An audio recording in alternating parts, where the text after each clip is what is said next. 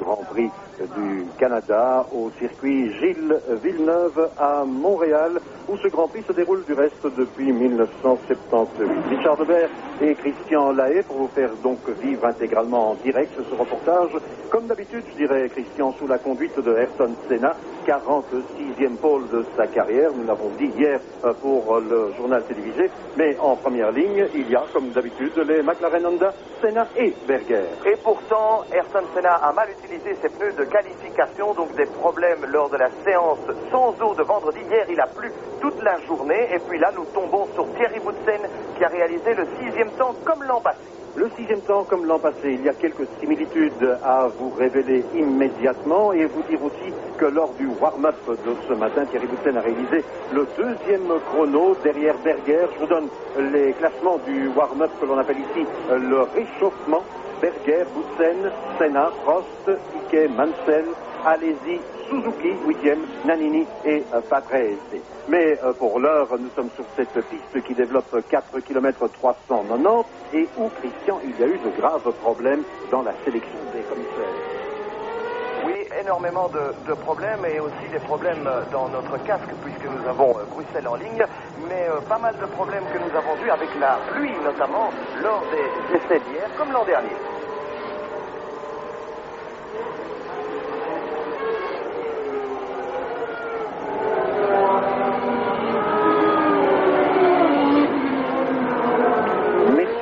Également à Pierre Depré, nous sommes à la fois sur Télé 21 et dans le week-end sportif sur la première chaîne. Effectivement, Pierre Depré, vous le disiez, dans le tour de chauffe, nous avons demandé à Roland Brunsera de donner un petit coup de pouce, c'est-à-dire de retarder quelque peu le départ de ce Grand Prix du Canada. On a des relations où on n'en a pas. Il est le responsable du départ et nous voilà donc dans ce que l'on appelle le tour de chauffe, après le réchauffement de ce matin, c'est-à-dire le warm-up où Thierry Boutsen a réalisé le 2e chrono derrière Berger, mais ici nous sommes sur la vraie grille de départ avec Senna, Berger, Prost, Nannini, Piquet et Boutsen en 6e position, c'est-à-dire en 3e ligne. Première constatation, Christian Lahaye, c'était la pluie que nous avons connue tout au long de la matinée, et ça nous faisait quelque part chaud au cœur, puisque ça nous rappelait parfaitement les conditions de victoire de Thierry l'an dernier. Oui, tous partent bien entendu en pneus pluie, en pneus retaillés. Le problème est de savoir si ça va continuer, on n'en est pas certain du tout. Il y a eu beaucoup d'averses hier, beaucoup d'averses aujourd'hui, en tout cas c'est la première grosse,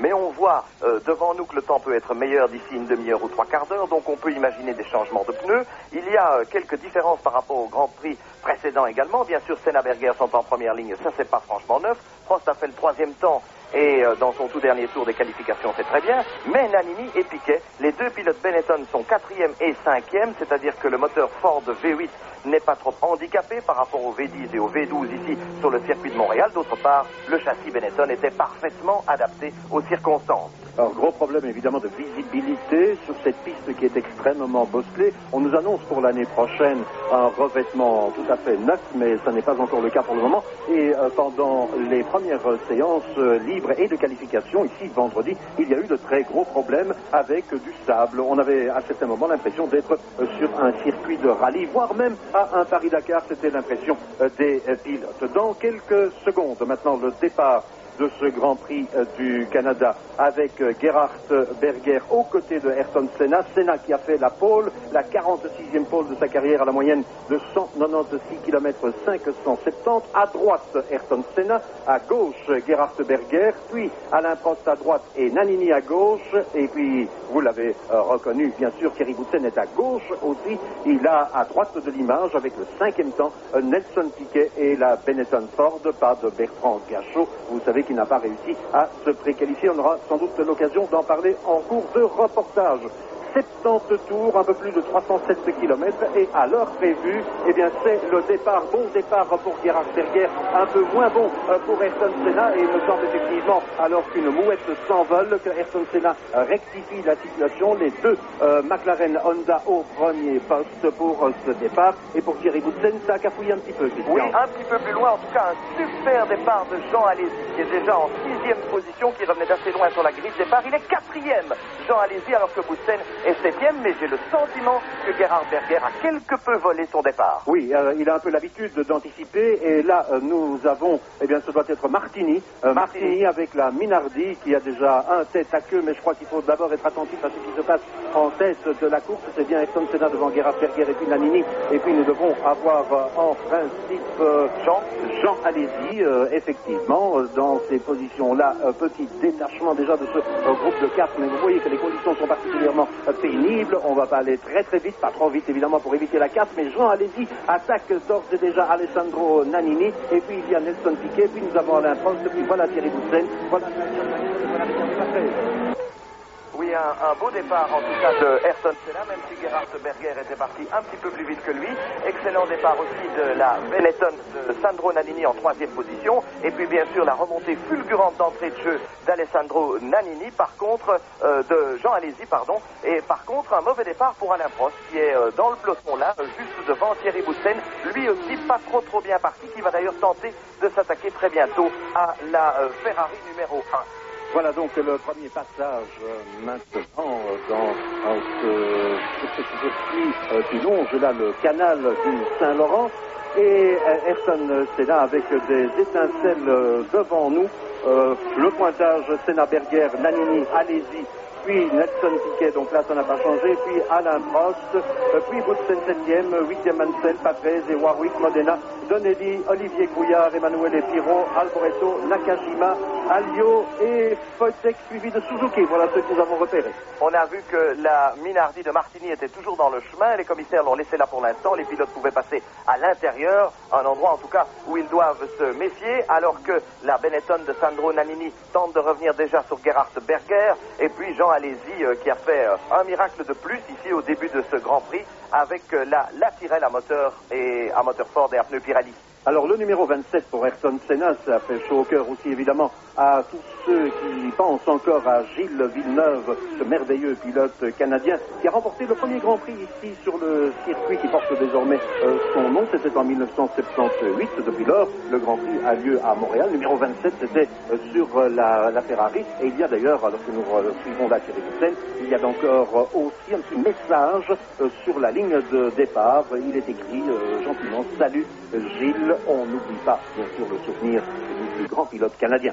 Oui, et sa première victoire ici à Montréal était aussi sa première victoire en Grand Prix au cours de son 19e Grand Prix seulement de sa carrière. Donc très jeune et très débutant déjà, il avait fait de très bonnes prestations. Excellentes prestations aussi de Ayrton Senna, comme d'habitude sous la pluie. Il a déjà un bel avantage sur Gerhard Berger, qui a connu quelques problèmes de sélection de boîte lors des entraînements et dont le châssis n'est toujours pas parfaitement à ses dimensions. Vous savez que l'Autrichien est grand, qu'il attend un châssis dans lequel il sera plus confortablement installé, mais que ce n'est pas encore le cas pour l'instant, alors que là, on a quelque peu dégagé la Minardi de Martini.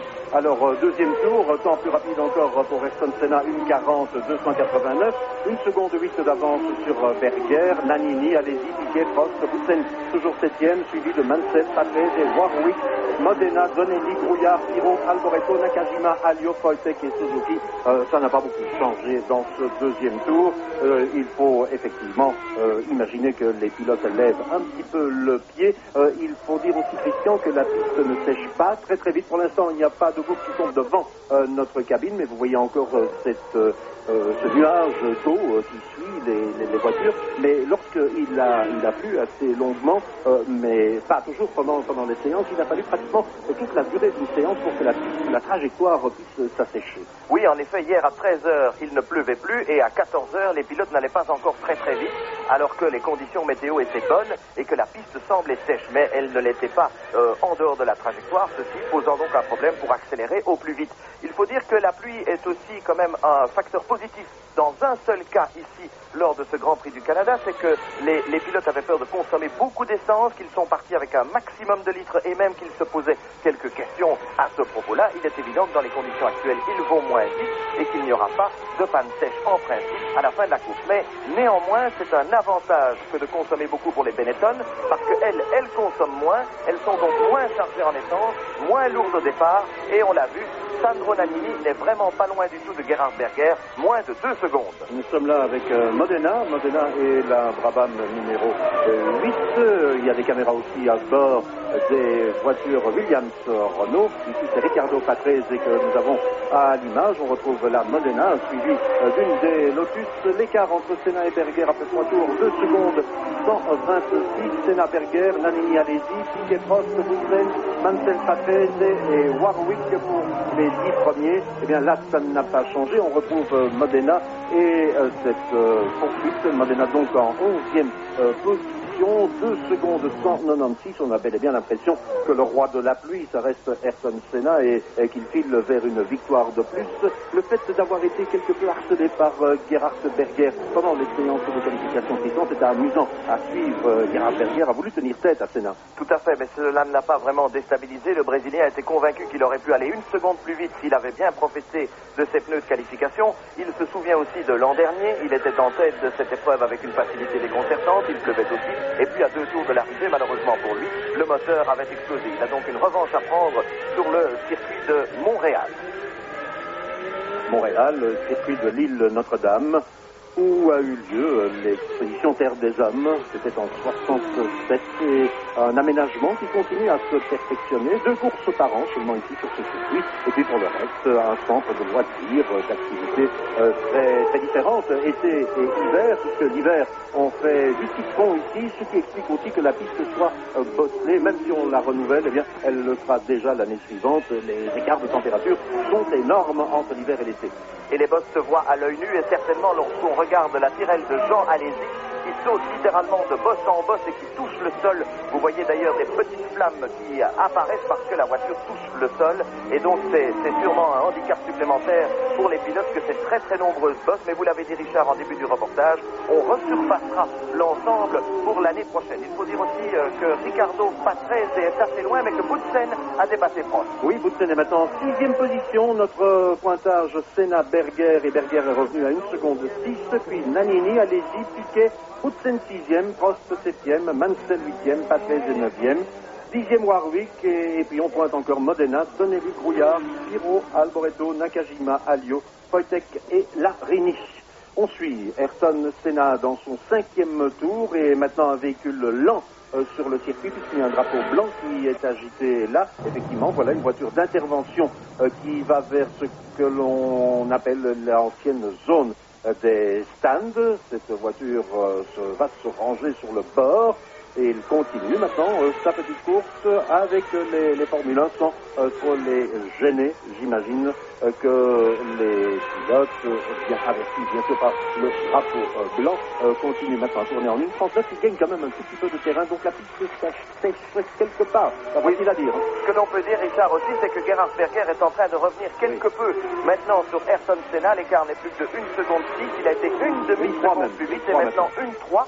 Donc remontée de Gerhard Berger. Et puis on constate également que Nannini ne perd pas un pouce de terrain. Il est pratiquement aussi rapide que les 2 pilotes de McLaren. Donc excellent début de parcours de cette voiture qui n'est pas trop chargée en essence, qui est donc moins lourde que les McLaren.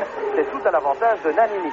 Oui, et Thierry Boutsen qui vient d'améliorer sa meilleure performance, il descend en 1:39.134. Thierry Boutsen a pris déjà 2 secondes 7 dixièmes par rapport à Prost qui est derrière lui, et Mansell est aussi à 2 secondes 7 dixièmes derrière Alain Prost.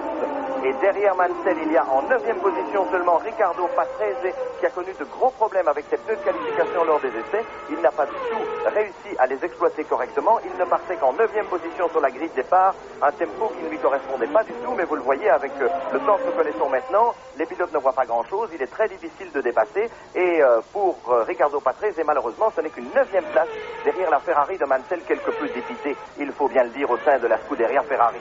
Détrompez-vous, en regardant ces images, on a l'impression qu'il y a du soleil. La luminosité ici à Montréal est assez extraordinaire, mais les nuages sombres demeurent là et la piste devant nous est toujours mouillée. La trajectoire commence à certains endroits, vous le voyez là, à s'assécher sérieusement et valablement, lorsque nous suivons là Alessandro Nannini qui se rapproche effectivement de Gerhard Berger. Alors, en quelque sorte, est-ce le jeune Barnard qui est passé chez Benetton Ford qui s'exprime ici maintenant, Christian, parce que tout au long de ce week-end, les Benetton Ford ont surpris avec Nannini et avec Nelson Piquet. Certainement. Le concours d'un ingénieur d'un tel talent doit servir à quelque chose, notamment dans l'aérodynamique, dans le travail des suspensions de la voiture, alors que regardez là, le balai dans lequel on découvre d'ailleurs la rose de Michele Alboreto. C'est important aussi parce que là aussi, il y a un nouvel ingénieur depuis ce week-end, celui qui travaillait chez Onyx autrefois, Alan Jenkins, et d'entrée de jeu, on a constaté que chez Arrows, cela fonctionnait mieux, un petit peu, comme ça va mieux chez Benetton, parce que John Barnard, voilà d'ailleurs Alboreto qui s'attaque à Grouillard et qui le passe, parce que John Barnard est quelqu'un qui a des planches, qui a travaillé chez McLaren, qui a travaillé également chez Ferrari. Regardez le peloton avec les Ligier, avec Grouillard, avec beaucoup de monde, avec Nakajima également. Cela ne va pas durer longtemps comme ça. D'ailleurs, Nakajima ici prend déjà avec une petite bordure, et ce virage-là n'est pas simple à négocier. Le précédent non plus. C'est celui qui précède l'entrée dans les stands ou la ligne droite. Et hier, dans la Formule Atlantique, il y a eu là quelques cartons sans trop de mal pour les pilotes, mais on a vu notamment quelques commissaires de piste plonger d'une tour de 2 mètres de haut pour s'enfoncer directement dans la terre, tellement les débris étaient impressionnants. Les Ligier encadrent maintenant la Tyrrell de Nakajima. Larini était déjà passé et Alliot allait le faire sans doute. Nous voilà en compagnie d'Olivier Grouillard qui avait fait un excellent chrono aux essais. Le 15e temps général juste derrière Michele Alboreto. Olivier Grouillard sur l'Osella, une voiture moyenne, mais qui a pu tirer son épingle du jeu ici, là où la puissance des moteurs n'est pas encore aussi essentielle qu'elle le sera au Mexique ou ailleurs. Mais voilà Grouillard qui doit se méfier maintenant de l'une des deux Ligier, c'est celle de Larini. Larini qui passe. Oui. Alors, entre-temps, Ayrton Senna, 7 tours accomplis, et c'est Nannini que l'on trouve en 2e position. Nannini, allez-y, Piquet, Boutsen, il n'y a plus de Berger. Berger ne fait que reculer à notre classement, donc Berger a disparu. Nannini est à 4 secondes et 6 dixièmes pour Nannini. Allez-y est à 4 secondes 5 de... Oui, allez-y, à 4 secondes 5 de Nannini, puis 4e Piquet, 5e Thierry Boutsen à 2 secondes 7 et il a toujours 2 secondes 9 d'avance sur Prost. Voilà les détails, mais donc arrêt de Gerhard Berger. Oui, donc des problèmes déjà, malheureusement, pour l'Autrichien, alors que là, on constate qu'il y a Senna et que Berger n'a pas l'air d'être loin à l'image. Peut-être que notre tableau de pointage n'était pas exact. Oui, notre tableau électronique a peut-être quelques petits problèmes, parce qu'il est toujours là, dans l'image, heureusement. Alors qu'on est allé voir un petit peu plus loin dans la course ce qui se passait exactement. Fausse information donnée par le service de chronométrage et le classement officiel. Heureusement, on retrouve la tête de la course avec Senna et Berger. Et ici, on replonge un petit peu plus loin avec Modena. Alors, revoilà la tête de la course, 7 tours accomplis. Et ce sont toujours les 3 mêmes premiers. Fausse information donc, rien de tel que l'image. C'est la ligne droite et c'est le 8e passage devant nous avec Senna, suivi de Berger, le voilà. Et puis, Alessandro Nannini. Et bien voilà, tout est correct maintenant. Nannini en 3e position, Berger en 2e position.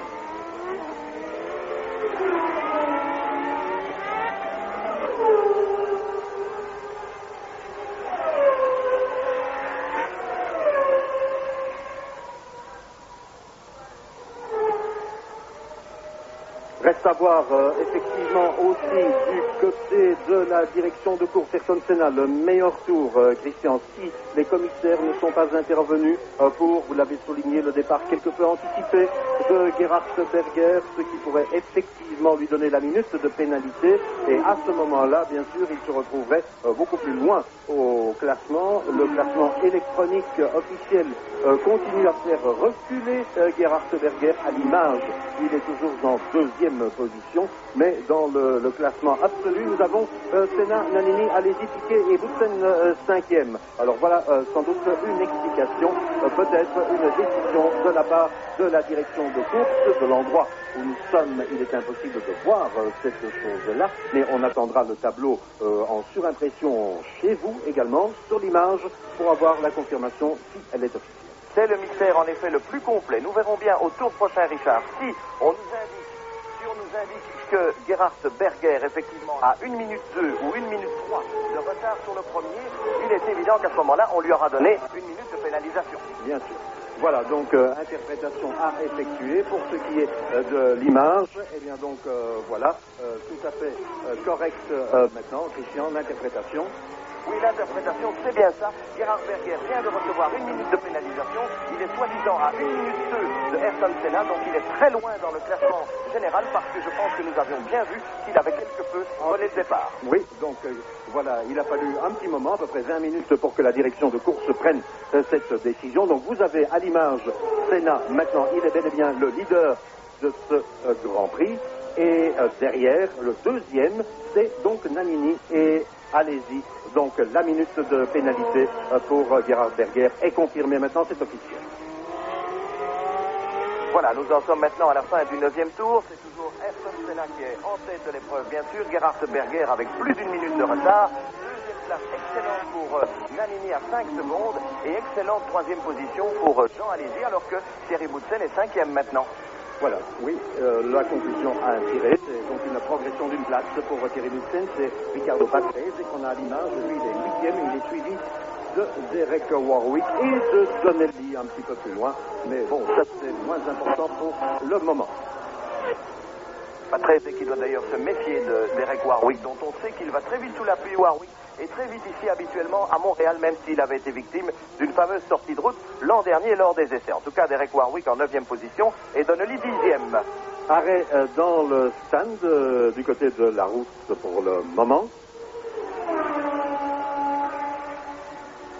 Voilà, c'est plus apparemment qu'un simple changement de pneu. Vous voyez que les techniciens savent faire du côté du museau avant sans doute une touchette, alors que toujours derrière Riccardo Patrese, il y a les deux Lotus qui fonctionnent de mieux en mieux cette saison.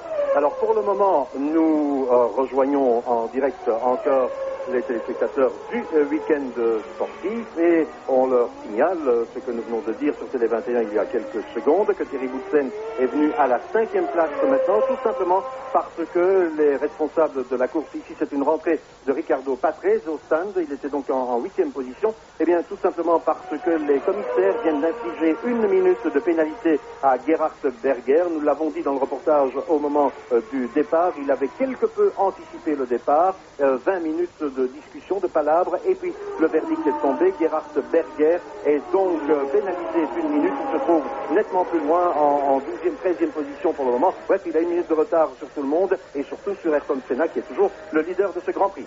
Et comme ça n'allait pas très bien pour Riccardo Patrese, il vient de chausser des pneus slick, des pneus pour sol sec.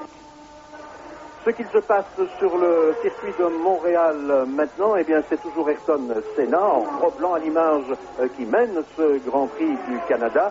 Et pour ce qui se passe derrière, eh bien changement, ce n'est plus Gerhard Berger.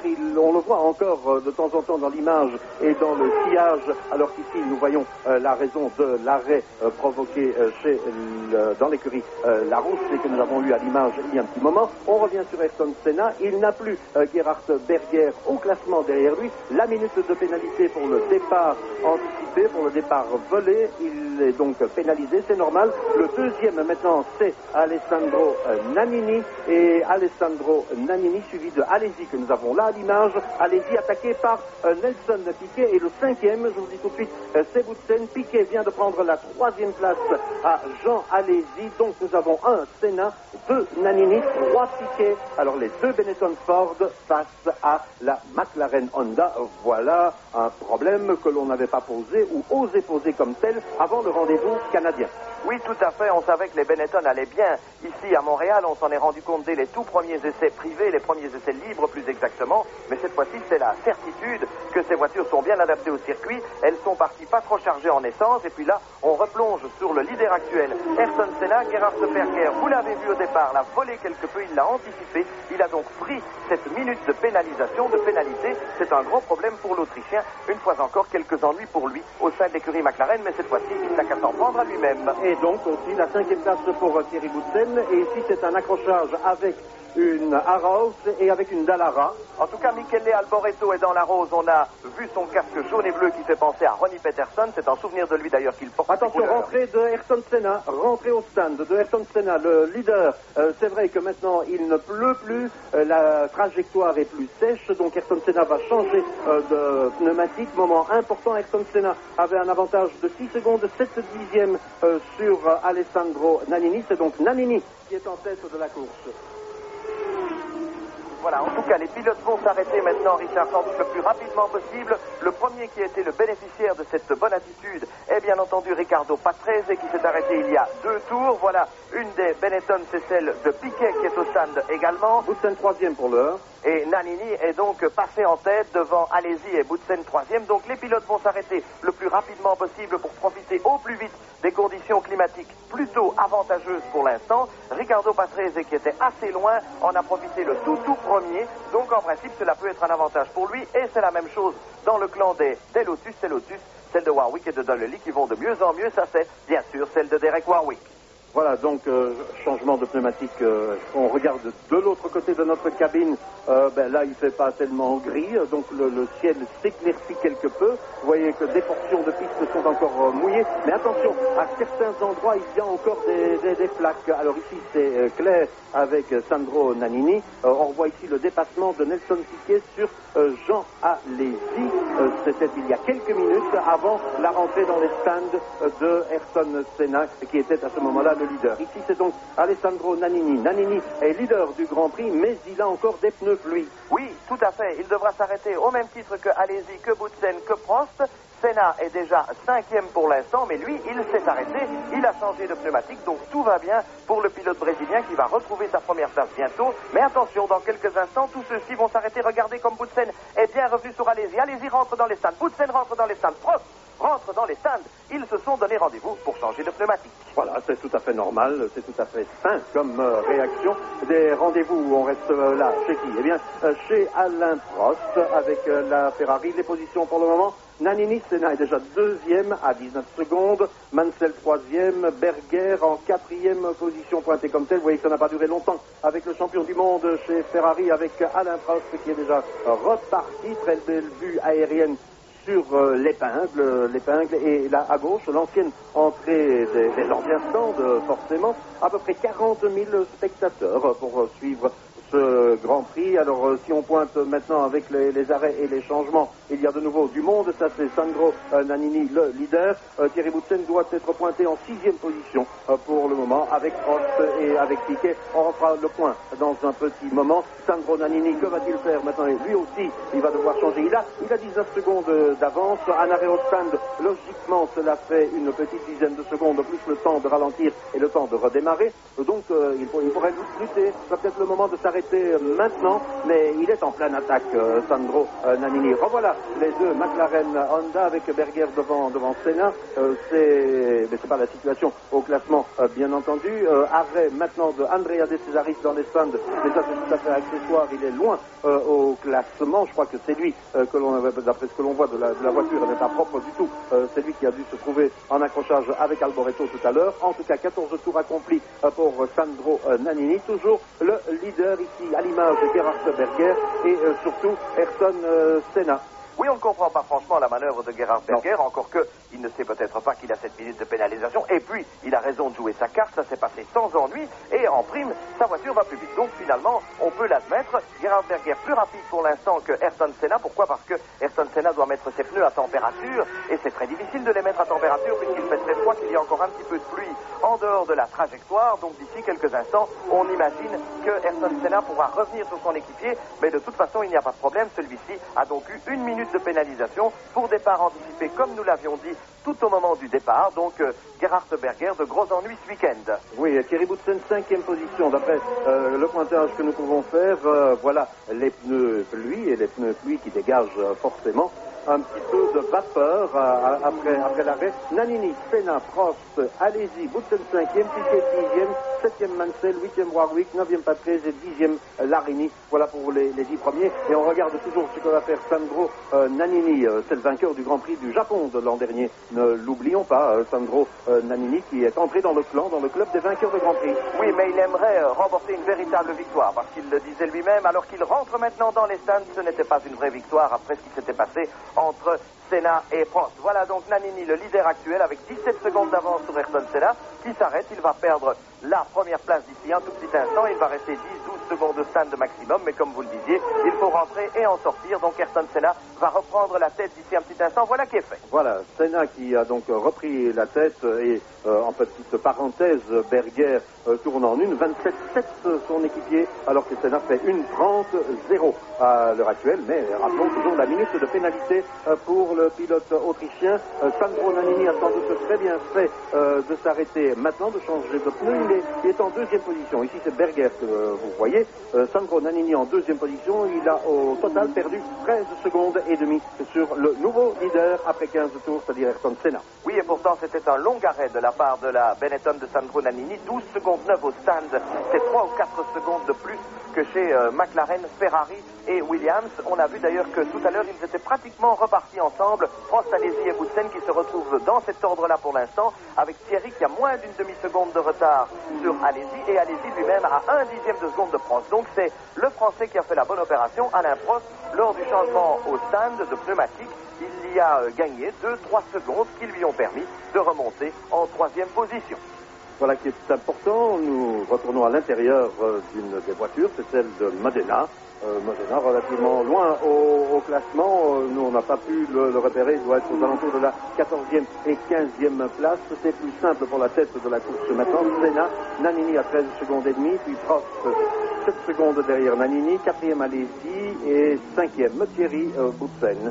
5e position donc pour Thierry, c'est bien à l'heure actuelle. Thierry qui est très satisfait de sa voiture après le changement de différentiel qui s'est opéré après les séances de vendredi. Oui, tout à fait. On a changé le différentiel, la voiture tenait beaucoup mieux la route. Hier, il avait eu un petit problème de moteur. Le moteur qui a coupé net, c'était un problème électrique. La veille aussi, il avait connu un petit problème de moteur qui empêchait l'accélérateur de fonctionner parfaitement. Mais dans l'ensemble, globalement, il était particulièrement satisfait du comportement de sa voiture. Et souvenez-vous, donc on a fait les similitudes avec l'année passée, cette 2e place au warm-up, 6e place sur la grille, mais il était aussi 5e en course après une vingtaine de tours, Thierry Boutsen. On revoit là Ayrton Senna, le leader avec Modena derrière, dans le stand de nouvel arrêt d'Andrea De Cesaris avec un pneu arrière droit tout à fait dégonflé. On l'a remis à bonne pression et attention, d'après le pointage que nous pouvons faire maintenant que les choses après 16 tours rentrent un petit peu dans l'ordre. Senna, nouveau leader, Prost à 22 secondes 2. Et Thierry Boutsen, 3e, 3 secondes 3 derrière Alain Prost. Boutsen qui est suivi de Piquet de Mansen. Oui, il s'est passé des choses. En tout cas, nous venons de perdre à notre tableau de pointage Jean Alesi. Donc Jean Alesi est en 11e position. Il a sûrement connu un pépin. Il s'est arrêté au stand, mais ça c'était déjà fait. Nannini donc, ça aussi. doit être autre chose. Et Nannini aussi. Mais ça c'est plus normal puisqu'il s'était arrêté au stand, mais il n'apparaît pas non plus dans notre tableau. Donc il s'est passé des choses que nous n'avons pas vues à l'écran. Mais Senna, bien sûr, après 17 tours, est le grand leader, le grand meneur de cette course. Cela ressemble à s'y méprendre à l'an dernier. Espérons pour lui, pour le Brésilien, qu'il puisse aller jusqu'au bout et que son moteur ne le lâche pas à quelques kilomètres du but. Voilà. Alain Prost que l'on a vu furtivement et Thierry Boutsen là avec plus que du trafic devant lui. Thierry Boutsen, Alain Prost au milieu de ce peloton très compact. Boutsen en passant. Il se rapproche de Prost, hein.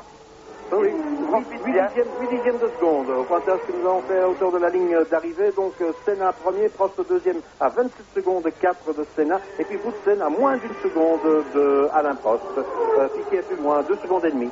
Un peu plus agressif Thierry dans les dépassements des attardés. Vous savez que ce n'est pas la tasse de thé d'Alain Prost, qui est un pilote merveilleux, très rapide, dont on connaît les qualités immenses. Déjà champion du monde 2 fois. 3 fois, donc pour Alain Prost, tout va bien sûr à la perfection, mais dans ce genre d'exercice-ci, il préfère lever quelque peu le pied, soulager, ne pas prendre de risques, et on l'a vu maintenant qu'il va s'attaquer à la 26, celle de Philippe Alliot, eh bien, Thierry Boutsen est bien revenu à ses basques, en 2e et 3e position le Français et le Belge, mais plus de traces de Nannini malheureusement, et plus de traces de Jean Alesi non plus. Non, donc voilà deux candidats à la victoire qui ont pratiquement disparu de ce tableau, alors que Thierry Boutsen et Alain Prost se retrouvent roue dans roue. Boutsen devant Alain Prost, moins d'une Boutsen derrière, évidemment. Je regarde aussi la position de Berger, qui est en 8e place officiellement maintenant. Mais regardons bien ce duel. C'est pour la 2e place. C'est à 27 secondes derrière Senna. Prost 2e, Boutsen en 3e position. Mais décidément, l'air canadien, l'air du Québec, convient tout à fait parfaitement à Thierry Boutsen. On le retrouve agressif. Il reçoit les étincelles plein la visière à l'heure actuelle. 29 secondes, 6 de retard pour Prost et Boutsen. Ça, c'est important, évidemment, pour la domination de Ayrton Senna et de la McLaren Honda. Mais on a le sentiment que Thierry Boutsen a envie d'attaquer maintenant directement Alain Prost et la Ferrari numéro 1. Oui, superbe début de course de la part de Thierry qui s'est arrêté au bon moment pour changer de pneumatique. La seule chose qui était un peu dommage, c'est qu'il a plus ou moins raté son départ. Cela n'a pas eu trop d'effet puisqu'on a perdu Nannini et Alesi entre-temps. Il est maintenant tout près d'Alain Prost et comme vous le disiez Richard, il est tout à fait capable de s'attaquer à lui. C'est un circuit qu'il apprécie particulièrement, Montréal, comme il aime d'ailleurs le Mexique où il se rendra dans 15 jours. Souvenez-vous, c'est là que la première fois il avait été en tête d'un Grand Prix à bord de la Benetton. Maintenant c'est à bord de la Williams. Il doit se battre aussi Thierry par rapport à Ricardo Patrese pour conserver son volant en 1991. On sait que, et on prévoit en tout cas que l'un des deux pilotes devra quitter l'écurie Williams et qu'en principe on choisira le meilleur des deux. Alors c'est maintenant ou jamais que Boutsen et Patrese doivent montrer ce dont ils sont capables. Pour l'instant, l'avantage à Thierry qui reste collé derrière la Ferrari d'Alain Prost, lui qui avait connu quelques problèmes de boîte de vitesse également tout au long du week-end. Vous savez que c'est l'un des gros problèmes, l'un des gros pépins de la Ferrari. Ils sont toujours à la recherche de la fiabilité. Mais le moteur Renault n'a rien à envier au Ferrari. Il va pratiquement aussi vite Boutsen en ligne droite qu'Alain Prost. Maintenant, il faut profiter du bon moment pour plonger. Et vous le savez, c'est d'autant plus difficile maintenant qu'en dehors de la trajectoire, le sol est toujours mouillé. Oui, sol mouillé en dehors de la trajectoire, la bonne trajectoire tout à fait sèche. Sur l'ensemble du parcours, l'ensemble des 4 km et quelques, 4 km 390 exactement que développe le circuit Gilles Villeneuve. Et maintenant, aux prises avec un concurrent à doubler, les deux qui luttent pour la 2e place. Et Thierry Boutsen en tête à queue l'accrochage avec Philippe Alliot et non, c'est avec Larini. Avec Larini et Thierry Boutsen tente de poursuivre, mais évidemment, il a considérablement faussé l'avant de sa voiture. Oui, on vous le disait à l'instant, si on sort de la trajectoire, on prend un risque supplémentaire. On est dans l'eau, c'est ce qui est arrivé à Thierry. Il a freiné dans l'eau, c'était pratiquement impossible. Il a donc touché les freins et malheureusement, le pauvre Nicolas Larini, on va revoir ça. Il est en dehors de la trajectoire. Il attaque, Thierry Boutsen attaque, mais en dehors, il ne peut pas faire autrement. Là, il glisse, il touche évidemment des deux roues. Il touche la voiture, la Ligier de Larini. Alors, il n'y a plus d'aileron à l'avant pour Thierry Boutsen, en tout cas du côté gauche. Il est reparti, on va voir s'il rentre dans les stands. Ici, c'est Ayrton Senna, 20 tours accomplis et toujours le leader devant Alain Prost. Prost se tire à bon compte. Ça, c'est le moins qu'on puisse dire. Alors que là, c'est Jean Alesi qui fait des figures, apparemment. Lui aussi, il était réapparu au classement. Il était en 12e position. Jean Alesi, lui-même aussi à l'attaque. Et c'est vraiment, dès que l'on met une roue à l'extérieur de la trajectoire asséchée, eh bien, donc, cela signifie que nous avons Senna, Prost et Piquet dans le tiercé à l'heure actuelle. Reste à voir ce que Thierry Boutsen peut faire, lui, s'est arrêté au stand pour une intervention. On n'a pas encore vu l'image de la cabine où nous ne voyons pas le stand de Thierry Boutsen, mais il n'est plus en piste, puisqu'il va avoir regagné. J'ai l'impression qu'il n'y avait que l'aileron, peut-être les suspensions abîmées aussi, mais l'aileron était plié, il devait s'arrêter. Belle attaque de Thierry, de l'audace, on lui en demande, il a tout essayé. Oui, mais ça se termine par une petite erreur quand même, il faut bien le dire. Donc c'est vrai, une erreur de jugement de la part de Thierry Boutsen, ça arrive au meilleur également. Ça lui arrive, comme vous le dites, Richard, parce qu'il était à l'attaque, parce qu'il a tenté le tout pour le tout, dépasser à l'approche. Je ne pense pas personnellement qu'il sera capable de reprendre la piste avec une voiture en excellent état en tout cas. Et lui, le maestrio, le chef de la pluie, si l'on peut dire, eh bien ça va toujours très bien pour Ayrton Senna. Et puis malheureusement, la sortie de route de Thierry Boutsen a entraîné dans sa chute le pauvre Larini, mais lui, il a eu un bol, entre guillemets, monstre, parce qu'il a peut-être touché 2 ou 3 débris, mais ça n'a pas contrecarré ses projets. Donc Alain Prost en est bien sorti à bon compte, et c'est heureux pour lui. Oui, vous regardez bien le comportement de la voiture, la Ferrari numéro 1 d'Alain Prost, aucun problème, il ne va pas s'arrêter au stand. Ici, on retrouve la voiture numéro 20, celle de Nelson Piquet, plus loin loin au classement en 3e position. Maintenant, si Thierry Boutsen, qu'on ne voit plus passer, bien évidemment, Thierry Boutsen à l'arrêt dans le stand, maintenant, l'abandon ou pas, ça reste à voir et à déterminer. Il ne repasse plus devant nous. Piquet, bel et bien en 3e position. Le 4e, c'est Mansell. Donc, nous avons Senna, Prost à 34 secondes, 3 dixièmes, mais on peut le rassurer, les sympathisants de Prost, 1:26.7, donc il réalise les mêmes chronos qu'au préalable, donc sa voiture n'a pas été abîmée dans le contact presque avec Thierry Boutsen. Piquet donc 3e derrière Prost, et Senna, Mansell 4e, Warwick 5e, et nous devons avoir Ricciardo Patrese en 6e position, à moins que Gerhard Berger, dans le classement cumulé, n'ait réussi à le passer. C'est bien ça, 6e Berger, 7e Ricciardo Patrese, et l'écart entre Prost, vous l'avez eu sous les yeux, entre Prost et Piquet, donc 2e, 3e, le premier, 22 tours accomplis. Ayrton Senna, on vous répète la chanson. Oui, mais il est intéressant de noter que Gerhard Berger n'a que 54 secondes de retard sur Ayrton Senna. Cela veut dire que s'il n'avait pas eu cette malheureuse minute de pénalisation, eh bien il serait en tête du Grand Prix maintenant, et ce serait un autre verdict. Sans doute que cela pousserait Senna à aller un petit peu plus vite. Pour l'instant, il peut contrôler la situation en tournant en 1:24.757. C'est quand même le record du tour à l'instant, mais il va être battu au cours des prochaines boucles puisque le temps est devenu meilleur. Alors revenons bien sûr sur la petite erreur de Thierry Boutsen au moment précis où on vous expliquait que sortir de la trajectoire était prendre un tout grand risque ici à Montréal et partout d'ailleurs, puisqu'il pleuvait encore. La piste était encore humide, soit à gauche, soit à droite. Thierry a essayé, il a raté son jeu cette fois-ci. Cela arrive à tout le monde, et heureusement donc pour Alain Prost, dont on voit l'équipier là, Nigel Mansell, tout s'est bien passé pour lui. L'écart entre Senna et Prost est énorme, 35 secondes, mais c'est vraiment dommage pour Gerhard Berger qu'il ait encaissé de cette minute de pénalisation, mais c'est sa faute. Oui, alors on parlait de Nannini. Nannini est en 17e position à l'heure actuelle. Allez-y, vous l'avez vu en difficulté aussi. Il avait donc sérieusement rétrogradé. Ici maintenant, c'est Alain Prost que nous allons suivre. Là, l'image de Piquet suivie de Nigel Mansell. Alors, Nigel Mansell ne nous a pas encore sorti son petit numéro traditionnel. J'espère qu'il va contribuer au spectacle qui vous est offert là, parce que les deux Ferrari et la Benetton Ford de Nelson Piquet au milieu, eh bien voilà une situation intéressante pour les deux pilotes Ferrari et pour le pilote brésilien de la Benetton Ford. Senna, 23 tours accomplis, son chrono 1:24.2 pour mémoire. Ici, c'est Derek Warwick dans le virage et plus de passage de Thierry Boutsen, donc de ce côté-là. Abandon, Senna, Prost, Piquet, Mansell et Berger, le classement, puis Ricciardo Patrese. Restons là avec Mansell en 4e position, qui va s'attaquer à Nelson Piquet, le 3e, car Mansell vient d'améliorer ses chronos. Il est le premier pour ce qui le concerne à descendre sous la minute 24. Nannini. Et là, c'est Nannini.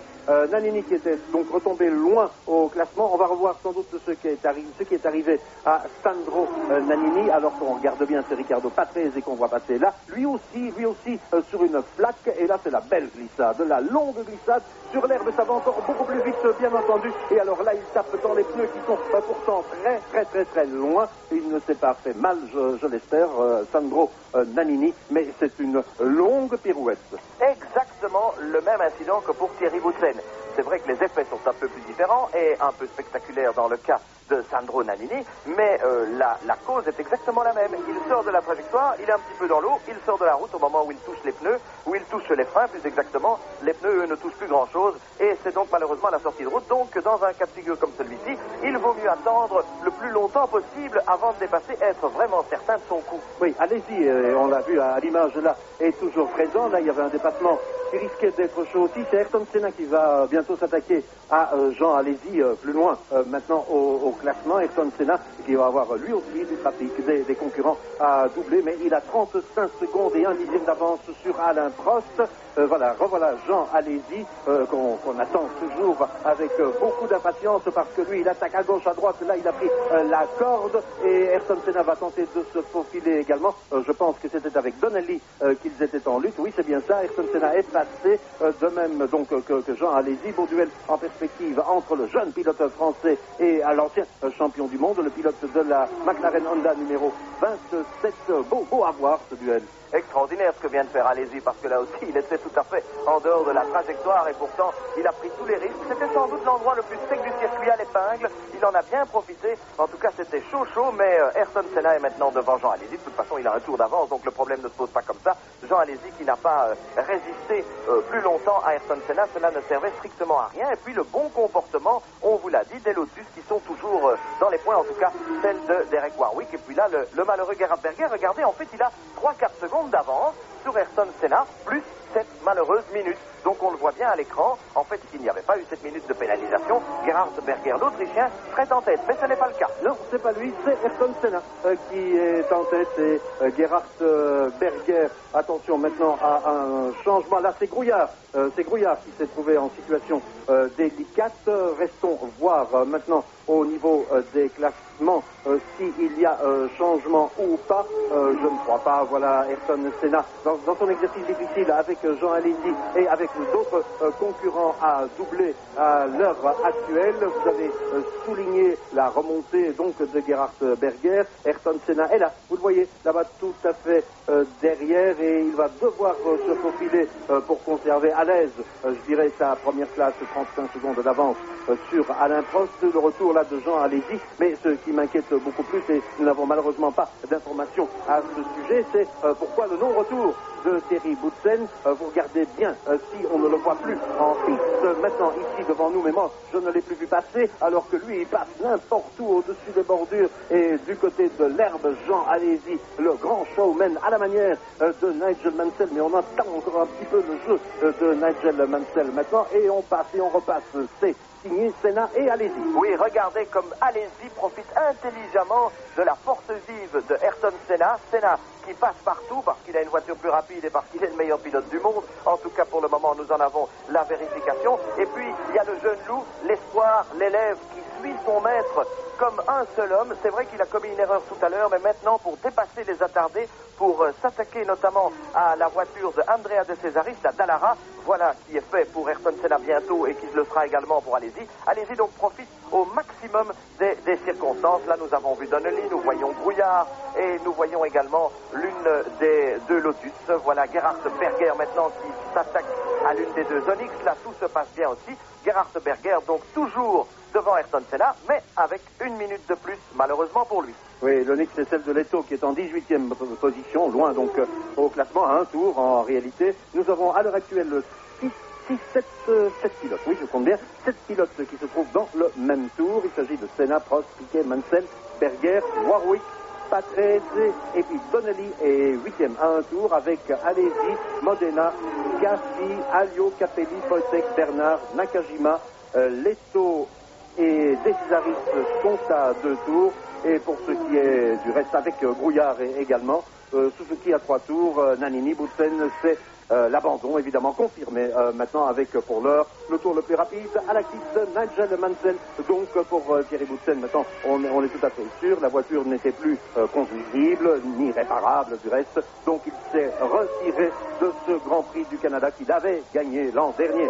Oui, bon souvenir en 89, mauvais souvenir en 90. On faisait déjà des tas de comparaisons en se disant qu'en 69 et en 70, Jackie X s'était imposé 2 fois d'affilée sur le circuit, en tout cas sur le Grand Prix du Canada, sur 2 circuits différents, mais malheureusement donc on n'a pas de bis répétita plaquette avec notre ami Boutsen. Alors oui, que là c'est Alesi. C'est Alesi. Alors cette fois-ci la situation est bien plus fâcheuse, il n'y a aucun mal pour Jean Alesi, mais c'est au même endroit que Sandro Nannini. On voit encore les débris, quelques débris en tout cas de la voiture de Nannini il y a quelques secondes. Et bien donc glissade moins réussie cette fois-ci de Jean Alesi qui nous avait enthousiasmé pendant quelques tours maintenant, et de quelle manière, avec à l'actif bien sûr aussi ce duel. Ici on voit, vous voyez, exactement le même endroit, le même comportement que tout à l'heure à Sandro Nannini, la même glissade au travers de tout qui suce sur l'herbe. Ça va plus vite et il tape par l'arrière, il va heurter les pneumatiques. On n'avait pas réussi à dégager le tout de la Benetton Ford, il restait là le capot, mais lui il monte carrément sur les pneumatiques, il se tire bien d'affaire. Ah oui, à force de vouloir un peu trop en faire, à suivre son ami Ayrton Senna, même si on est l'élève, même si on est le surdoué de la course, on parvient encore à faire des erreurs. D'ailleurs, il y en a d'autres qui en ont fait cet après-midi, Thierry Boutsen notamment, et maintenant, à l'instant, Jean Alesi qui n'espérait plus grand-chose au classement, mais qui espérait faire du spectacle, qui espérait remonter, suivre son ami Ayrton Senna, mais n'est pas Senna qui veut, donc erreur d'Alesi qu'il a payé cash, mais heureusement pour lui, il n'a pas de séquelles sur le plan médical, bien entendu. Et dans tout ce petit jeu, eh bien, léger bénéfice pour Alain Prost. Il revient à 29 secondes, 7 dixièmes de Ayrton Senna. 28 tours accomplis sur les 700 au total. Ayrton Senna, leader, 29 secondes, 771 millièmes d'avance sur celui-là, sur le champion du monde, Alain Prost et la Ferrari numéro 1. Et puis tout de suite derrière, il y a, heureusement pour le spectacle, il y a Nelson Piquet. Le voilà, il arrive, Nelson Piquet et la Benetton Ford numéro 3. Mansell est à peine à 3 secondes derrière Piquet. Et puis Berger à 21 secondes. Donc Berger virtuel leader, mais 5e dans la réalité. Et puis Ricardo Patrese. Alors Ricardo Patrese, avantage par rapport à Thierry Boutsen pour l'avenir. Oui, tout à fait, Ricardo Patrese, en tout cas pour ce week-end, encore qu'il n'ait pas été particulièrement véloce tout au long de ces périodes d'essai, en début de Grand Prix non plus, mais enfin, il est toujours là, Ricardo Patrese, bien entendu. Il n'a pas fait jusqu'à présent preuve d'une autorité comme à Imola il y a quelques semaines, mais il faut aller au bout de ce Grand Prix, et j'ai vraiment le sentiment à ce propos-là que Gerhard Berger peut encore viser la 2e place.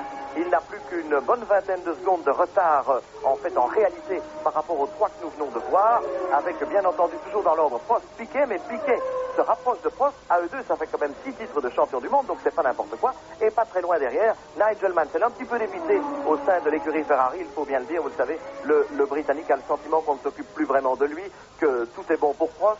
Il a donc quelques difficultés de communication et déjà il évoque qu'il pourrait changer d'écurie l'an prochain et bien entendu tout le monde se tourne vers Frank Williams en lui disant mais vous avez toujours beaucoup aimé Nigel Mansell, s'il venait vous demander de courir pour vous, l'accepteriez-vous? Eh bien pourquoi pas, répond Frank Williams.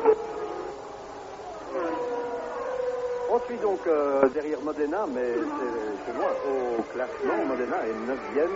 Eh bien, on suit essentiellement ce duel entre Alain Prost et Nelson Piquet, numéro 1 et numéro 20. Alors Alain Prost va devoir doubler maintenant Stefano Modena.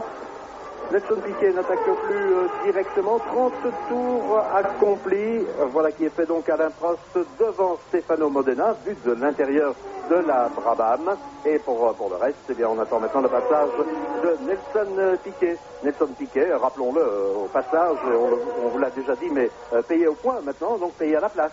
Oui, payé à la place, en effet, et cela le motive peut-être plus que tout. En tout cas, Nelson Piquet a retrouvé son mordant d'autrefois. Vous le savez, lors de son passage chez Lotus, ça n'allait pas très très bien pour Nelson Piquet. Il a re-signé avec Benetton, il a retrouvé tout son mordant, mais Nelson Piquet attend quelque peu avant de dépasser la Brabham. Voilà qui est fait maintenant. Il n'a pas voulu prendre de risque en dehors de la trajectoire comme Alesi tout à l'heure. Et maintenant, ce sera au tour de Nigel Mansell de pouvoir passer devant Stefano Modena. Voilà, il est là sur la bonne trajectoire. Et il ne passe pas malgré tout parce qu'il aurait dû aller à l'intérieur de la courbe avec les risques que vous connaissez et que vous avez vécu en direct tout au long de cet après-midi pour nous, mais c'est déjà la soirée chez vous.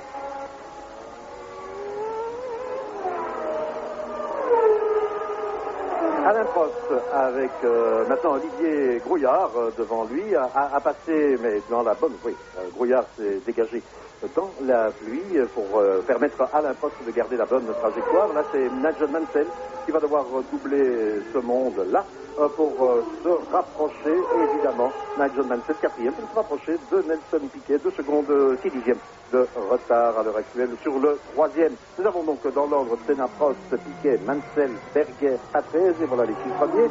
Puis encore Warwick dans le même tour, à un tour Donelli, Modena, Cassi, Alliot, Capelli, Wojtek et Bernard, et puis plus loin à 2 tours. Oui, avec Mansell qui vient de se défaire d'ailleurs de Stefano Modena. Il a attendu le bon moment. Nelson Piquet pendant ce temps est parti. Alain Prost, lui aussi, est devant eux, bien sûr. Mais c'est surtout Nigel Mansell qui avait perdu un peu de temps. Maintenant, il va tenter de s'attaquer à Olivier Grouillard. Dans cette courbe-là, ça va être difficile. Et ici, au freinage, ça passe. C'est tangent parce qu'il est toujours sur quelques flaques d'eau. Mais voilà qui est fait. Il va pouvoir donc tenter de revenir sur Nelson Piquet ou sur Alain Prost. Nigel Mansell un peu dépassé par les événements pour l'instant au sein de la Scuderia, et Dieu sait s'il a du talent, Dieu sait s'il nous amuse parfois, qu'il prend tous les risques. Ça avait été le cas à Monaco, ça avait été le cas à Imola, mais jusqu'à présent ça n'a pas franchement payé pour le pilote britannique qui n'est plus tout à fait en odeur de sainteté au sein de la Scuderia, mais il ne faut pas grand-chose. Une victoire, quelques points, un coup de génie, et on remettra au pavois Nigel Mansell. Oui, et de l'entretien que nous avons eu ensemble, et surtout Dominique Delal avec Jackie Stewart, lorsque nous sommes arrivés à Montréal, eh bien, il se dégageait essentiellement que l'écurie Williams Renault a besoin d'un grand pilote, peut-être d'un plus grand pilote, et donc là, le retour de Mansell pour aider Thierry Boutsen serait sans doute une chose très très importante.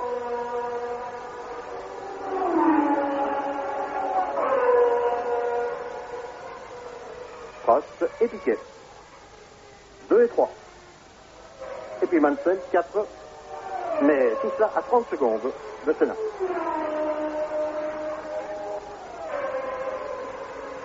Rebondissement de la course et à destination tout particulière des téléspectateurs de JT1, eh bien sûr, c'est l'abandon de Thierry Boutsen. Thierry Boutsen accroché au moment où il dépassait, il a perdu le contrôle de la voiture parce qu'il a dû dépasser dans la zone qui était encore mouillée. Là, ça ne passe pas. Il s'est accroché avec Larini et tout cela sous le museau de Alain Prost. Alain Prost, vous avez à l'image pour le moment Mansell qui est 4e, Prost est 2e. Devant Mansell que vous avez là, il y a Piquet, puis il y a Prost et puis il y a bien sûr le leader Senna. Senna qui a 30 secondes et 7 dixièmes d'avance sur ce groupe de 3, Prost, Piquet, Mansell. Je vous expliquais donc l'abandon de Thierry Boutsen. Il est rentré au stand après cet accrochage dont il porte la responsabilité, bien sûr, mais qui était dû à la tactique qu'il devait employer pour pouvoir remonter, pour pouvoir s'attaquer véritablement à retrouver une première place qui fut sienne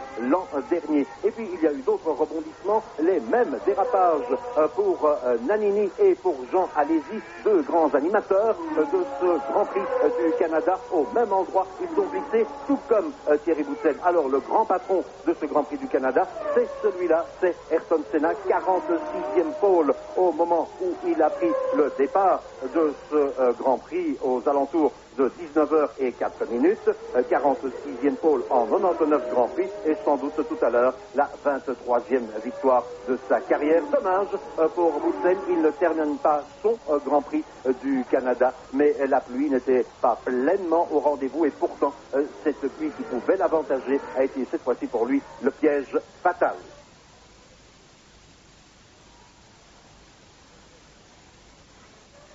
Ayrton Senna toujours pour 29 secondes, 8 dixièmes, voilà, 5 dixièmes, 29 secondes, 5 dixièmes d'écart entre Senna et Prost. Donc un suspense qui de ce côté-là doit se maintenir, mais avec le point d'interrogation pour la forme, pour le plaisir, je dirais, dans l'absolu. 34 tours accomplis maintenant. Alain Prost 2e, Piquet 3e. Mansell 4e, Berger officiellement 5e, et puis Ricardo Patrese et Derek Warwick, les autres à un tour. Pas de changement dans l'immédiat. Maintenant, Alain Prost aux prises avec Piquet et Mansell, c'est le suspense du moment, pourvu que cela dure. Oui, en tout cas, superbe prestation des deux Lotus de Warwick et Donnelly qui sont à la chasse au dernier point. Ils sont en 7e et 8e position devant Modena et Caffi. Caffi qui était le dernier sur la grille de départ, qui est remonté en 10e position. Capelli aussi était très loin. Il est 11e, Foytek est 12e. Il y a quand même eu beaucoup de choses qui se sont passées également dans le peloton, on ne va pas dire des attardés, mais dans le peloton de chasse. Et bien entendu, la domination de Senna avec 30 secondes d'avance sur Prost, Piquet, Mansell et Berger à moins d'une minute toujours, à 52 secondes d'Ayrton Senna, lui qui est bien sûr à la chasse de la deuxième place éventuelle. Il a 23 secondes de retard sur ce petit bonhomme-là qui est Alain Prost, toujours deuxième, mais qui doit bien sûr se méfier de la verte là-bas dans le fond, la voiture aux 1000 couleurs, celle de Nelson Piquet et pas très loin Nigel Mansell. La piste sèche maintenant de plus en plus. Bientôt, cela ne posera sans doute plus un problème pour les dépassements, mais les nuages gris sont à nouveau très très nombreux et il faut espérer pour eux que l'on ne doive pas recourir à un nouveau changement de pneumatique d'ici quelques minutes. Encore que cet exercice-là pourrait nous donner effectivement l'une ou l'autre surprise supplémentaire et agrémenter quelque peu le spectacle que nous allons vous offrir d'ici quelques minutes, mais en relais cette fois-ci sur RTBF 1 pour les amateurs de sport automobile, puisque la RTBF sportive à tous les niveaux vous proposera aussi bientôt le retour du football, le retour de Calcio Club et de nos amis du Mondiale pour le rendez-vous habituel et qui va se suivre encore jusqu'au 8 juillet. Pour l'instant, troisième arrêt de Andrea De Cesaris tout juste sous nos yeux et sous la caméra qui vous montre cet arrêt d'Andrea De Cesaris, pas directement lié, il est à 2 tours, pas directement lié à l'animation de ce Grand Prix, mais encore que sa présence puisse toujours poser l'un ou l'autre problème ou éventuellement un spectacle complémentaire pour nous. Senna, Prost, Piquet, Mansell, ça n'a pas changé, ça c'est Mansell en 4e position. Il y a entre Mansell et le 5e encore une petite vingtaine de secondes.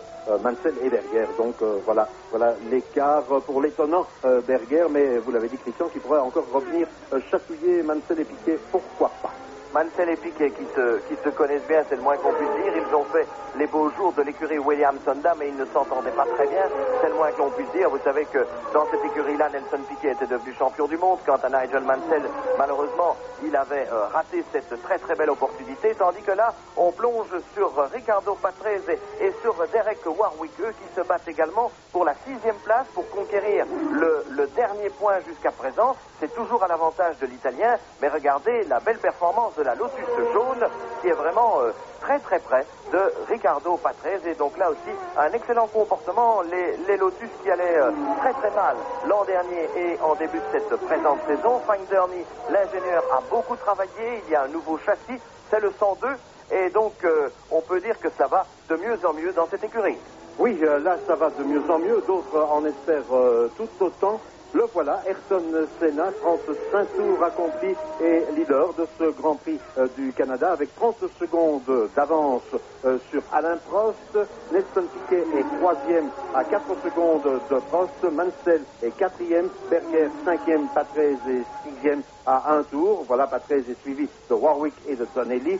Puis il y a encore Modena et Caffi également à 1 tour. Malheureusement plus de Thierry Boutsen, sorti dans l'accident qu'il a provoqué, vous le savez, sans aucune gravité pour lui, mais impossible de poursuivre le combat. Nous allons poursuivre pour les amateurs de Formule 1, nous allons poursuivre sur RTBF 1 dans quelques minutes et nous cédons bien volontiers la place sur Télé 21 aux animateurs de Calcio Club. Merci d'être fidèles tous azimuts à la RTBF.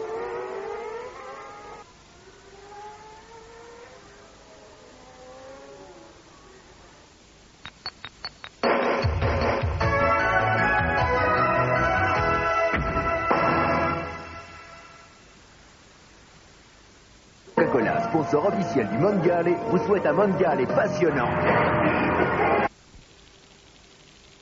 RTBF 1 pour la suite de ce Grand Prix. On vient de franchir cette tour, la mi-course, donc il y a encore bien des choses à voir, à suivre et à vivre avec nous, car regardez là, vous savez, Senna est en tête de ce Grand Prix, mais Alain Prost, la voiture rouge que vous voyez là, en 2e position, est suivi, Prost est suivi de Piquet et de Mansell. Ils sont 2, 3 et 4. Berger n'est pas loin, ceci c'est Nelson Piquet, et puis devant, il y a la voiture numéro 12, c'est la Lotus de Donnelly, et Donnelly se trouve en 8e position, il est derrière Ricardo Patrese, 7e, Warwick. Vous avez presque dans l'ordre ou un peu dans le désordre le classement qu'il faut retenir pour comprendre ce qui se passe ici, après vous avoir dit aussi que Thierry Boutsen a donc été contraint à l'abandon après l'attaque qu'il a portée pour se mêler aux avant-postes du combat, mais il a dû faire ce dépassement sur une partie encore mouillée du circuit, et là, c'en était donc terminé des illusions de Thierry Boutsen accroché avec Larini,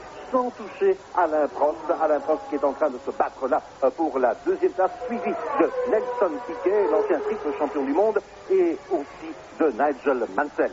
Oui, en tout cas, ces images tombent à point nommé. Regardez ce que vient de faire Nelson Piquet, qui était pratiquement à la dérive, qui est bien revenu maintenant sur Alain Prost. Nigel Mansell a parfaitement profité de la situation et des doublés qu'il est toujours difficile de dépasser en dehors de la trajectoire.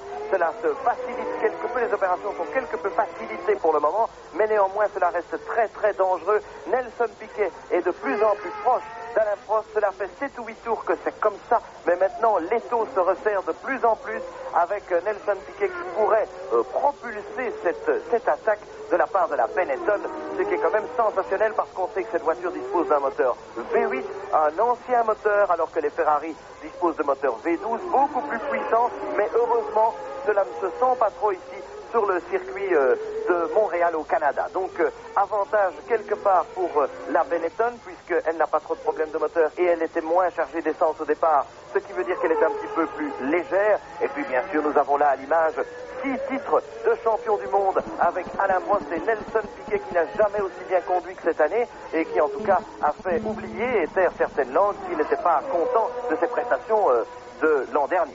Avec aussi Nigel Mansell qui n'a pas du tout envie d'être l'éternel second d'Alain Prost chez Ferrari, avec un homme qu'on ne voit pas encore à l'image pour le moment, mais c'est Gerhard Berger. Souvenez-vous du reportage en direct que nous avons fait sur Télé 21 et où vous avez pointé d'emblée, Christian Lahaye, que Gerhard Berger venait d'anticiper légèrement le départ. C'est vrai qu'il a eu 1 mètre d'avance et puis Ayrton Senna a rééquilibré parfaitement les choses, mais Gerhard Berger n'est pas du tout un tenancier de bistrot sur ce circuit. Gerhard Berger, pénalisé d'1 minute, est en train de revenir en 5e position maintenant. Il n'a que 14 secondes 6 de retard sur le 3e de ce trio, c'est-à-dire sur Nigel Mansell, et il pourrait donc bel et bien aussi venir encore se mêler à la lutte pour le podium. Oui, tout à fait, et la seule grosse différence à l'avantage de Berger, c'est que pour dépasser ces 3-là, il ne doit pas les dépasser. En réalité, c'est bien entendu au chronomètre que cela se joue. Il a 48 secondes de retard à peu près sur Ayrton Senna, mais il ne doit pas nécessairement revenir tout près de cela pour les dépasser. Pour lui, il n'y a qu'une chose qui compte, c'est le chronomètre. Et puis il y a eu une autre modification, c'est la 6e place maintenant de Derek Warwick au profit de celui-là là-bas dans le fond, Riccardo Patrese, qui a perdu pied depuis quelques tours, qui connaît sûrement des difficultés à bord de la 2e Williams Renault. Il était dans les points, il n'y est plus. Il s'est bagarré longtemps en compagnie de Derek Warwick et puis subitement il a perdu énormément de secondes par rapport au Britannique. Regardez, Riccardo Patrese est assurément en difficulté pour le moment. Alors 10 tours après la mi-course, on rappelle les positions. Senna premier, 30 secondes et 4 dixièmes d'avance sur Alain Prost. Le 3e c'est Piquet, voilà, vous avez ça sur les yeux. Le 4e Mansell, 5e Berger, 6e Warwick à 1 tour, 7e Patrese à 1 tour, 8e Donnelly, 9e. Et là, c'est Riccardo Patrese qui rentre au stand d'explication de votre jugement perspicace, Christian, le ralentissement de Riccardo Patrese. Je vous disais donc Patrese à 1 tour, Donnelly et Modena à 1 tour également. 10e Cassi à 2 tours avec Capelli, Wojtek, Eric Bernard, Nakajima, De Cesaris à 3 tours avec Leto, Brouillard et Suzuki. Il n'y a plus en piste Alesi, il n'y a plus en piste Sandro Nannini, il n'y a plus Thierry Boutsen pour 3 fois les mêmes raisons, c'est-à-dire dépassement tenté sur une portion de la piste, de la largeur de la piste, portion qui était encore tout à fait humide. Et là, vous l'avez dit aussi, Christian, ça passe ou ça casse, eh bien, ça a cassé pour les 3. Ça a cassé pour les 3 et puis pour le 4e Riccardo Patrese, c'est un autre problème, mais sa voiture est toujours immobilisée dans les stands.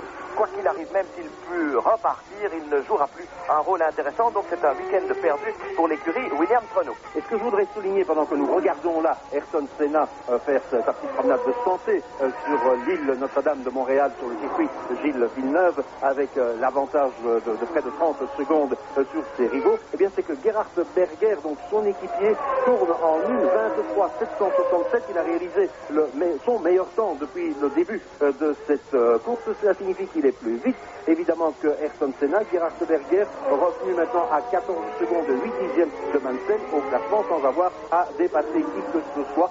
Vous l'avez souligné. Mais restons-en maintenant, je crois, à juste titre avec les caméras de la télévision canadienne sur ces 3-là, sur le 2e, le 3e et le 4e du classement. 2 Ferrari, c'est important à le souligner. Une Benetton Benetton Ford, puisque malheureusement Sandro Nannini, en se montrant attaquant, en se montrant impulsif, a détruit la sienne. Mais voilà, je crois, dans la perspective des trois grands, un quatrième grand qui vient de s'y ajouter. Il y avait McLaren Honda, il y a toujours McLaren Honda, puisque Senna est en tête, il y a Ferrari, il y a Williams Renault, avec malheureusement Boutsen offensif, attaquant lui aussi, qui a été sorti de la course. Patrese un peu mal en point là avec sa Williams Renault.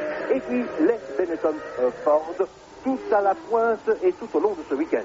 Oui, tout au long de ce week-end, en effet, Richard, mais on a très peur pour elle que cela ne puisse pas se répéter lorsqu'on ira sur les circuits particulièrement rapides, que ce soit à Mexico ou surtout en France et en Angleterre. Donc c'est maintenant que Piquet doit tenter l'impossible. Il le fait d'ailleurs, il est de plus en plus proche de la Ferrari numéro 1. Quant à Nigel Mansell, il contrôle bien la situation, il voit ce qui se passe devant lui, il est bien revenu également. Et ce qui est intéressant à noter, Richard, alors que Patrese est à nouveau en piste, ce qui est intéressant à noter, c'est que les Ferrari, à la recherche de la fiabilité, qui ont toujours eu des problèmes techniques, enfin souvent cette année, rappelons quand même que Prost s'était imposé au Brésil, eh bien ces deux Ferrari sont en piste, alors qu'elles ont connu des problèmes de moteur, des problèmes de boîte de vitesse, des problèmes de batterie. C'était il y a 15 jours à Monaco. Tout va mieux ce week-end. On n'est pas encore bien sûr à l'arrivée, mais en tout cas les deux Ferrari sont toujours là, et dans les grandes écuries, il y a McLaren qui a réussi ça, mais personne d'autre pour le moment. Donc les Ferrari sont sur la bonne voie technique. À souligner, à propos de voie technique, que l'ingénieur, peut-être mon artisan essentiel, John Barnard, qui a travaillé pour Ferrari, se trouvant maintenant chez Benetton Ford, a rapproché quelque part ces deux écuries. Oui, tout à fait. En tout cas, il y a un lien technique entre les deux, puisque l'ingénieur était le même. Et on a même vu John Barnard en grande conversation juste avant le départ avec Gerhard Berger, qui conduisait pour Ferrari autrefois. La Formule 1, malgré tout, est encore une grande famille. Et même s'ils ne sont pas d'accord sur le plan technique, parfois, les gens qui ont vécu ensemble, sauf Prost et Senna, conversent toujours avec un certain bonheur. Mais regardez l'attaque de Nelson Piquet, de plus en plus proche d'Alain Prost. Et vous savez qu'à cet endroit-là, Nelson Piquet passe à fond de sixième, c'est-à-dire qu'il n'est pas loin des 300 km à l'heure. C'est lui qui va le plus vite à cet endroit-là, où hier il y a eu de graves accidents. C'est le virage juste avant la ligne droite, où la rentrée dans les stands. Alors ici, Mansell qui tentait de surprendre Nelson Piquet, il n'y est pas parvenu. On reste dans le même ordre pour la deuxième, troisième et quatrième place, mais manifestement à 23, 22 tours de l'arrivée maintenant, eh bien ils n'en ont pas fini de découdre ces trois-là derrière Ayrton Senna. Senna qui ne va pas lentement, pour autant, ne vous faites pas d'illusions, Senna a pris encore 2 secondes d'avance maintenant. 32 secondes, 370 millièmes, c'est l'avantage de Senna. Il vient de tourner, lui, en 1:23 556. C'est le tour le plus rapide pour Ayrton Senna, qui, quoique seul à 189, 142 de moyenne horaire, eh bien, il survole tout. 46e pole, et tantôt, sans doute, une victoire de plus, ce sera sa 23e. Ce qui est intéressant à noter, Richard, c'est qu'au moment précis de l'attaque de la... Voilà, la Benetton est bien passée. Oui. La Benetton vient de passer, donc Piquet est devant Prost. Mais ce que je voulais dire, c'est qu'au moment précis où Mansell s'était montré de plus en plus méchant, entre guillemets, eh bien, il a perdu du terrain. Il a perdu du terrain en l'espace de quelques mètres. Mais donc, c'est fait, après de nombreux tours, après 49 tours, enfin, Nelson Piquet a pu prendre la mesure d'Alain Prost. Et maintenant, croyez-nous, Nigel Mansell ne fera aucun cadeau à son équipier. Ils s'entendent bien au sein de l'écurie. Le Britannique a néanmoins le sentiment d'être un peu diminué, de ne plus être le premier pilote comme il l'était autrefois.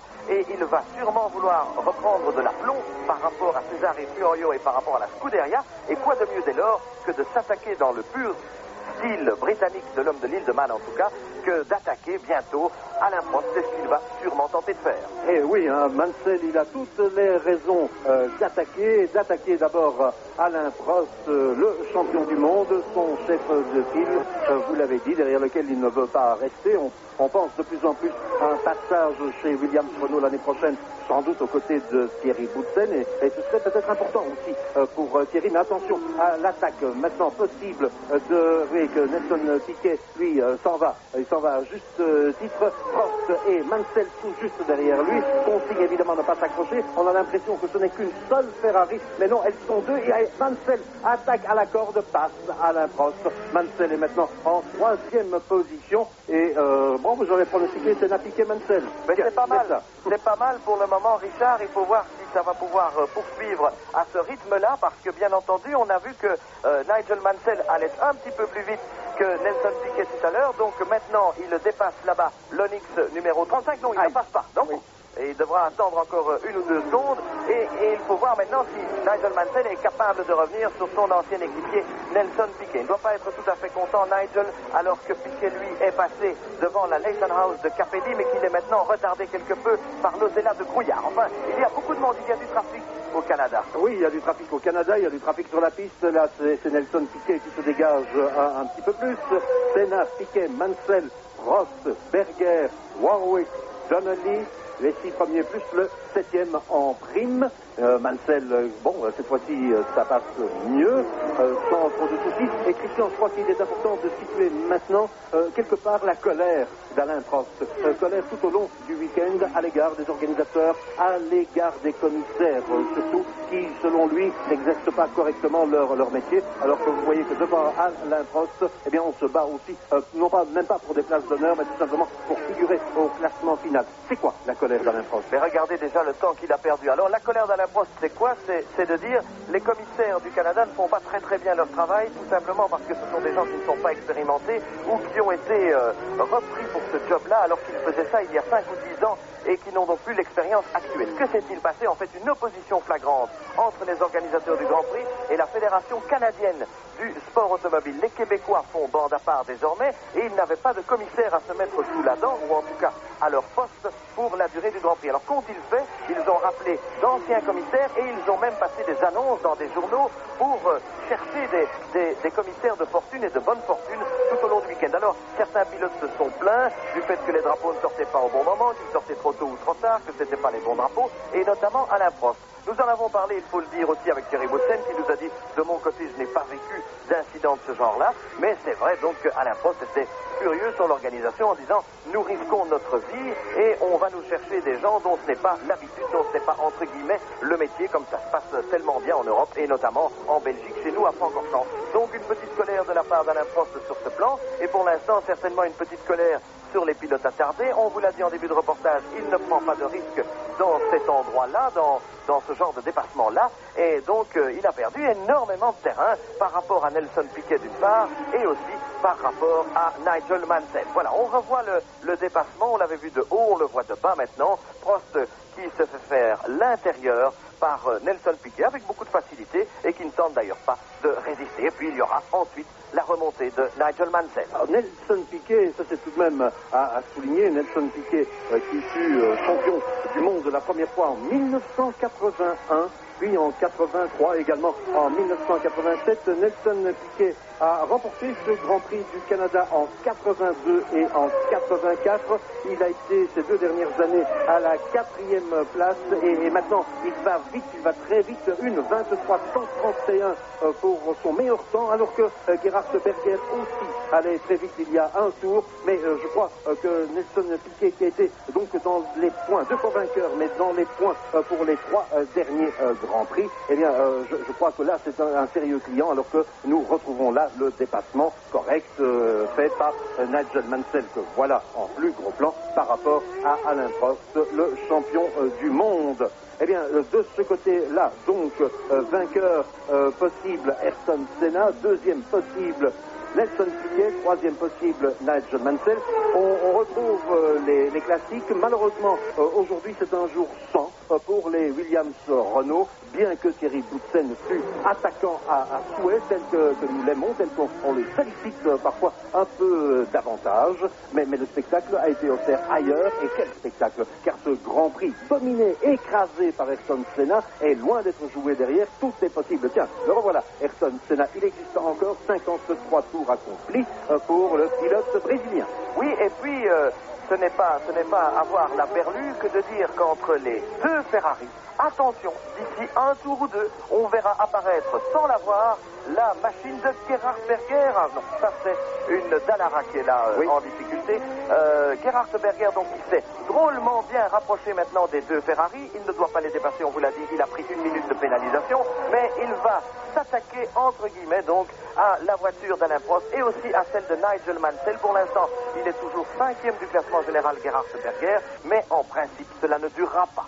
Non, ça ne devrait pas durer. 1 seconde et 3 dixièmes. Très bon chrono aussi, encore pour le moment, à l'actif de Derek Warwick sur la Lotus numéro 6. Et il est suivi de Donnelly. Et bien, dans ces conditions-là, revenons un petit peu au cas de Ayrton Senna, puisqu'on nous le montre, on nous rappelle qu'il existe dans cette course, qu'il domine, qu'il écrase. Il a fait ici sa 46e pole. Ayrton Senna, vainqueur du Grand Prix à Phoenix, le premier Grand Prix de cette saison-ci. Vainqueur aussi il y a 15 jours à Monaco devant Alesi, Berger, Boutsen, Caffi et Eric Bernard. Alors Gerhard Berger, le voilà. Oui, Gerhard Berger, l'homme qui a pris 1 minute de pénalité au début de la course parce qu'il est parti un petit peu trop tôt avec quelques mètres d'avance. C'est vraiment dommage pour lui. Sinon, il pourrait se battre pour la victoire, mais Senna aurait sûrement accéléré le rythme. Il n'a que 43 secondes de retard, c'est-à-dire avec sa minute de pénalisation, il pourra en avoir 17 d'avance. Mais ça, c'est bien sûr de la théorie, parce qu'en pratique, on s'imagine que Ayrton Senna, l'empereur du sport automobile actuellement, aurait pu aller un petit peu plus vite. C'est vrai que Senna sait tout faire. Les essais dont il est le prince, on le sait depuis Monaco et même avant, 46e pole, c'est pratiquement 1 sur 2, on a fait le calcul dans 5 ou 6 courses. Ça fait 99 Grands Prix aujourd'hui, donc c'est presque 1 pole tous les 2 Grands Prix. Exactement, et puis en prime, il ne commet plus d'erreurs, ou en tout cas un minimum. L'an dernier, on l'a encore vu l'une ou l'autre fois à la faute. Cette année, on peut se poser des questions concernant l'incident qu'il avait eu chez lui au Brésil face à Satoru Nakajima, mais le japonais lui-même avait dit non, c'est ma faute, ma toute grande faute. Il s'était confessé, le japonais. Donc pour Ayrton Senna, tout va bien, alors que là, c'est toujours Gerhard Berger à l'image. Il domine son sujet avec un bonheur total, avec beaucoup d'élégance également au volant. C'est le pilote le plus rapide lors des entraînements. Il dispose toujours de la meilleure voiture, même s'il se plaint un petit peu, parce que Ayrton Senna n'est jamais content, ni de lui, ni des autres. Et il a encore bien répété ce week-end qu'il faut que Honda fasse un effort supplémentaire. Le Renault devient trop fort par rapport à nous. Il faut que l'on travaille sur le V12, le nouveau moteur qui arrivera peut-être encore cette année. Il faut aussi que l'on planche à nouveau sur le V10. Ne nous reposons pas sur nos lauriers et ne croyez pas que les pilotes peuvent éventuellement gagner toutes les courses s'ils n'ont pas des moteurs particulièrement performants. Donc il est encore assez critique malgré tout par rapport aux ingénieurs de chez Honda, mais quelle maestria, quelle facilité, quel bonheur de le voir évoluer, et les petites fautes d'autrefois, si elles ont disparu, eh bien ce sera le futur champion du monde pour la 2e fois. Ce qui a disparu aussi sur le circuit Gilles Villeneuve, ce sont les marmottes. On n'a pas vu de castor non plus. D'habitude, ces petites bestioles faisaient une petite incursion, même lors du passage des Grands Prix. Roland Brunserad nous a dit qu'il a tout de même vu encore boucher quelques trous faits notamment par les marmottes sous les rails de sécurité. Il faut bien traverser la piste de temps en temps, mais bon, pour l'instant, il n'y en a pas à l'image. Par contre, c'est pas une marmotte, ça, c'est Ayrton Senna. Effectivement, 56 tours accomplis maintenant pour le total de 70 et une distance d'un peu plus de 307 km. Ayrton Senna en piste pour, nous vous l'avons dit, une 23e victoire, 46 pôles, 99 Grands Prix et aussi quelques tours les plus rapides et un total de 339 points depuis le début de sa carrière dans la voiture de Modena, dans la Brabham de Modena, en 8e position comme le numéro de sa voiture pour chercher quelque part quelqu'un à doubler, mais c'est en tête que se passent les choses les plus essentielles, en tête, c'est-à-dire derrière Ayrton Senna en réalité, à voir et à revoir le plus vite possible. Ceci nous donne simplement la confirmation que la piste est asséchée, qu'il n'y a plus de problème de tenue de route. Dommage pour Thierry Boutsen, pour Sandro Nannini, pour Jean Alesi, qui ont été les principales victimes de la pluie et victimes de leur fougue également. Stefano Modena qui n'a que 8 secondes d'avance sur Alex Caffi. Vous savez que les Arrows ont connu beaucoup de problèmes en début de saison. Il y a un nouvel ingénieur, on ne peut pas dire qu'il a tout modifié en quelques jours, mais enfin, il est là et les Arrows marchent mieux. On avait vu le 14e temps d'Alboreto lors des entraînements, et puis maintenant, la 9e place de Alex Caffi devant Ivan Capelli avec la très mauvaise, entre guillemets, Leyton House March, cette voiture qui ne tient absolument pas la route et qui est un bide total par rapport aux performances il y a 2 ans réalisées par Capelli, mais ça va bien aussi pour lui puisqu'il est toujours là et qu'il est en 10e position. Ça va encore mieux pour Ayrton Senna qui va terminer maintenant son 57e tour. 13 tours de la fin, effectivement. Exactement. Il a 13 tours et 41 secondes d'avance sur Gerhard Berger. Donc Berger doit bientôt maintenant être devant les deux Ferrari et il peut encore se battre pour monter sur le podium, Gerhard Berger, malgré sa minute de pénalisation, ce qui veut dire que les McLaren Honda sont quand même encore et toujours les meilleures voitures du lot. Et puis rappelons la 6e et la 7e place de Warwick et de Donnelly, les deux Lotus à moteur Lamborghini qui vont de mieux en mieux et surtout avec cette nouvelle motorisation. Oui, il y a longtemps qu'on n'avait plus vu ces voitures en position aussi avantageuse. Rappelons aussi que le deuxième est piqué, que le troisième, vous l'avez là à l'image, c'est la Ferrari numéro 2, celle de Mansell, que Prost est 4e. Berger est donc toujours en 5e position, mais il est revenu à 3 secondes 4 dixièmes d'Alain Prost, et Warwick 6e dans les points. Lui, il a 1 minute 18 de retard sur Gerhard Berger. Nigel Mansell maintenant en replant, celui qui est sans doute en instance de départ de chez Ferrari pour la prochaine saison. Nigel Mansell, fameux joueur de golf, policier aussi dans l'île de Man, mais avant tout grand virtuose de la Formule 1. Nigel Mansell qui n'a pas été tellement à la fête pour le moment au cours de cette saison-ci, avec des abandons à Saint-Marin, abandon à Monaco, une 4e place au Brésil, et puis si on remonte dans le temps, abandon également à l'occasion du premier Grand Prix de la saison, c'était à Phoenix.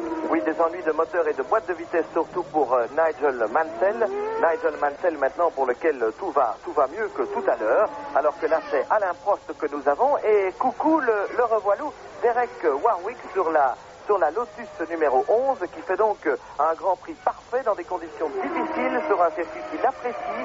On vous a beaucoup parlé de ces Lotus jaunes et qui ont vraiment pris le mort aux dents par rapport à ce qu'elles faisaient, à ce qu'elles accomplissaient comme résultat il y a quelques semaines à peine. Sans record pour Piquet, une 22,854 au tour, mais c'est toujours à 29 secondes et 551 millièmes du leader Ayrton Senna, et ce après 58 tours.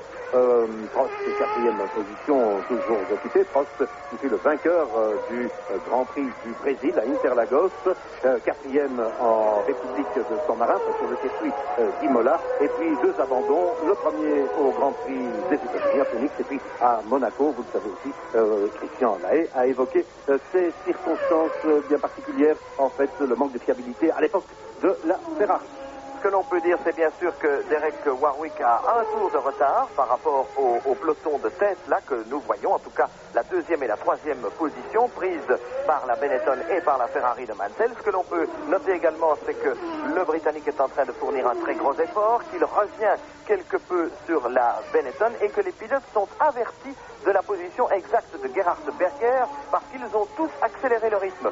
Que ce soit Mansell qui est là en 3e position, Piquet qui est devant lui ou Prost qui est derrière, ils ont tous les trois haussé le ton de telle sorte de laisser donc Gerhard Berger à 4 ou 5 secondes. Donc Berger pour l'instant ne revient plus pour éventuellement monter sur le podium comme on l'a cru il y a quelques tours. Non, il perd même un petit peu de terrain. Berger est toujours 5e et il est à 5 secondes 6 dixièmes du 4e, c'est-à-dire d'Alain Prost. Un mot encore à propos de Nigel Mansell pour vous dire que Nigel Mansell avait remporté ce Grand Prix du Canada en 1986. Il avait été contraint à l'abandon les 2 années suivantes. Très belle vue aérienne de l'île Notre-Dame où se déroule ce Grand Prix. À droite, vous avez le bassin olympique. C'est là qu'ont eu lieu les épreuves d'aviron et de canoë-kayak lors des Jeux olympiques qui se sont disputés ici en 1976. De bons souvenirs puisque nous étions déjà là. On a craint d'ailleurs que les pilotes dussent user d'un canoë-kayak, alors que là, malheureusement, c'est des problèmes pour Martin Donnelly. Oui. Martin Donnelly qui était en 7e position et qui passe au ralenti, mais donc heureusement, la pluie nous a maintenant apparemment définitivement quittés. Oui, pour la fin de la course en tout cas, on annonce pluie plus abondante pour la fin de la journée et même pour demain, toute la journée de demain. Le temps est loin d'être idéal, mais c'est vrai qu'on ne sort pas comme ça impunément de l'hiver, alors que là, il y a tout de même quelques flammes qui se dégagent maintenant du moteur Chrysler Lamborghini les deux étant associés. C'est important ici sur le continent américain, je pense, Christian, que les Chrysler Lamborghini se soient pointés de la sorte, mais pour Martin Donnelly, la course est sans doute terminée. Le numéro 27, numéro prestigieux aux yeux des Canadiens, c'était le numéro de Gilles Villeneuve lorsqu'il pilotait la Ferrari avec laquelle malheureusement il s'est tué à Zolder, chez nous en Belgique. Eh bien, le 27 maintenant pour Ayrton Senna, un autre dieu de la Formule 1, avec un souvenir extraordinaire qui reste tout de même de Gilles Villeneuve. Sa ville natale, Berthierville, c'est pas loin de Montréal, c'est entre Montréal et Trois-Rivières. Berthierville, eh bien là bien sûr il y a un musée. Ici le circuit porte son nom. Salut Gilles, c'est écrit sur la ligne de départ, c'est aussi la ligne d'arrivée. Et pour Martin Donnelly, c'est le retour au stand sans autre flamme. Heureusement, peut-être qu'il pourra repartir, on ne sait pas trop. Non, sans doute que non. En tout cas, apparemment, des problèmes de moteur, comme vous l'aviez vu avec les grosses flammes. C'est vrai que ce Grand Prix du Canada rappelle aussi un bon souvenir et un très mauvais souvenir. Le très mauvais souvenir, c'est le décès de Riccardo Paletti. Vous étiez là, Richard, en direct. Et vous aviez commenté ça d'ailleurs durant des heures et des heures parce qu'il y avait une longue interruption. Mais depuis le studio à Bruxelles, nous n'avions pas encore à l'époque l'aide du Royal Automobile Club de Belgique. Et Riccardo Paletti avait donc trouvé la mort ici au départ du Grand Prix. Ça, c'est le mauvais anniversaire. Le bon anniversaire, c'est qu'il y a 8 ans de cela. Et cela veut dire que depuis 8 années, il n'y a plus eu de pilote tué en Grand Prix. Bien sûr, il y a eu la mort de Elio De Angelis lors d'essais privés, mais on peut dire que sur le plan des compétitions automobiles en tant que telles, la Formule 1, les Grands Prix, les courses, les week-ends, eh bien cela va de mieux en mieux sur le plan de la sécurité, même si conduire ces machines-là devient de plus en plus éprouvant, de plus en plus difficile, même si le physique a tendance à ne pas suivre toujours, il est certain que depuis 8 ans, il n'y a plus eu de tués en Formule 1 lors des épreuves, et ça c'est quand même à la FISA qu'on le doit, à Bernie Ecclestone, à Jean-Marie Balestre, il faut bien le dire, à ces cellules de service, à ces cellules de sécurité, comme nous avions pu nous en rendre compte à Imola l'an dernier. Oui, bien sûr, tout ça c'est positif. Il ne faut quand même pas perdre de vue que les accidents subsistent dans ce sport, que d'aucuns qualifient de trop dangereux. Ça c'est un autre point de vue. Je pense particulièrement à Philippe Streiff qui est handicapé, sans doute handicapé à vie après un accident, mais c'est notamment à la suite de cet accident-là qu'un grand pas en avant a été fait dans le domaine de la sécurité et que l'on a doublé les tests de survie dans ces cockpits, que d'autre part, ces normes de sécurité sont aussi appliquées pour des voitures comme celle de Formule 3000, et c'est important parce que de là doit revenir la relève pour la Formule 1. Tout à fait, et en plus, on a augmenté les services médicaux. Souvenez-vous, l'accident de Streiff a eu lieu à Rio lors de tests privés avant le Grand Prix. L'organisation médicale n'était pas du tout la même qu'en Grand Prix, et ceci, en partie, explique malheureusement cela. Ce qui revient à dire, Christian, qu'en définitive, il est plus dangereux de participer à des essais privés que de se trouver en course. Ah, tout à fait. Les conditions de sécurité sont les meilleures lors des Grands Prix de Formule 1. Il y a bien sûr des circuits qui sont plus dangereux que d'autres. On l'a vu ici vendredi matin, et notamment, il était particulièrement délicat de rouler sur ce circuit de Montréal, qui est trop peu utilisé pendant l'année. Donc, il y a vraiment une véritable couche de saleté, beaucoup de poussière, du sable. C'était vraiment de la boue hier. Donc, c'est vrai que là, ça a posé quelques difficultés particulières aux pilotes. Mais les conditions de sécurité dans la majorité des pays sont maintenant pratiquement réunies, même si le sport automobile et la F1 en particulier ne peut pas s'empêcher de demeurer un sport dangereux. Alors pourquoi le Canada, direz-vous, et pourquoi aussi les États-Unis? Il est important bien sûr que la Formule 1 s'exporte, se trouve un petit peu à l'extérieur du continent européen où il s'est trouvé trop longtemps et trop bien cantonné. C'est important pour la mondialisation. Vous savez qu'à l'heure actuelle en football, on bat tous les records avec le mondial et ça dans le monde entier, mais en numéro 2, on trouve la Formule 1, pas l'ensemble du sport automobile, la Formule 1 en particulier. C'est absolument capital de maintenir cette présence, peut-être pour ces quelques privilégiés du volant, mais ils sont quelque part aussi des artistes, comme ici Nigel Mansell, artiste dans la récupération. Parce que là, à 7 tours de la fin, qu'il vient de réaliser, c'est absolument prodigieux. Il nous avait déjà fait comme ça un demi-tour complet, sans perdre presque la moindre seconde. Oui, mais c'est quand même dommage pour lui, parce que Nigel Mansell, pendant cette conversion Richard, était bien revenu sur la Benetton de Nelson Piquet. Il lui restait une voiture à dépasser, celle-là, celle de Alex Caffi, et il aurait pu à ce moment-là revenir très très près de Nelson Piquet, animer cette fin de Grand Prix. Maintenant, alors qu'il reste 6 tours et demi, ça va être un petit peu plus difficile pour le Britannique, donc qui a fait une bonne partie de son retard. Voyez Piquet qui passe là, Nakajima, mais il y a encore Caffi, et puis seulement Nigel Mansell, donc il faut dépasser 2 attardés dans le chef du Britannique à 6 tours et demi de l'arrivée. Cela va être difficile maintenant de revenir sur le pilote brésilien. Oui, on vous rappelle les positions à quelques tours de la fin maintenant, et ce n'est pas en train de changer. C'est Senna qui est à 28 secondes, puis Mansell, et puis Alain Prost, et puis Gerhard Berger. Il y a à peu près 6 secondes entre Prost et Berger. Warwick 6e, Modena 7e. Et puis il y a encore Caffi, Capelli, Bernard, Nakajima, Suzuki, Brouillard et Donnelly qui est classé, mais Donnelly ne doit plus figurer au classement. Le tour le plus rapide, toujours dans l'équipe de Nigel Mansell. Nigel Mansell qui lève son poing, qui tend le bras à l'adresse de la voiture numéro 10, celle de Alex Caffi, la rose numéro 10 d'Alex Caffi, qui défend sa place, parce que c'est vrai qu'il était sans doute fâché pour ce qui s'est passé au tour précédent, mais au tour précédent, il a raté tout seul comme un grand aussi son freinage, il faut bien le dire. En l'occurrence, il a perdu du terrain par rapport à Nelson Piquet. Il doit aussi quelque peu se méfier du retour d'Alain Prost, qui a bien profité de la situation, mais il n'aime pas trop les dépassements, même s'il n'aime pas trop ses conflits, même s'il ne prend pas un maximum de risques dans ces situations. Eh bien, Prost, le Français, est revenu quelque peu sur le Britannique. Regardez Nelson Piquet à 6 tours de l'arrivée, tout va bien pour lui. Oui, et savez-vous aussi celui qui va le plus vite à l'heure actuelle, de tous ceux qui restent en piste, c'est Gerhard Berger. Gerhard Berger à la 5e place, évidemment, c'est le moment maintenant. C'est pratiquement le vainqueur moral de ce Grand Prix, sans la minute de pénalité imposée à juste titre, il faut le reconnaître, puisqu'il a légèrement anticipé le départ. Eh bien, sans cette erreur de la part de Gerhard Berger, peut-être qu'il aurait pu être devant Senna, ou en tout cas lutter directement avec Ayrton Senna. Le comportement de Senna eût été différent. Alors, ce qui pourrait encore être différent maintenant, c'est la situation des 2 Ferraristes. C'est Mansell qui est devant Prost en ce moment-ci, mais Prost est en train de revenir. À se demander d'ailleurs si le Britannique ne connaît pas quelques difficultés avec sa Ferrari maintenant. Vous avez vu qu'il a repris une centaine de mètres en 2 tours. Un freinage par trop appuyé de Nigel Mansell a peut-être quelque peu abîmé ses pneumatiques. C'est une version possible. Maintenant, il doit contenir les assauts d'Alain Prost. Vous savez qu'au sein de l'écurie Scuderia Ferrari, ce qu'on ne veut pas, c'est bien sûr un accrochage des 2 pilotes.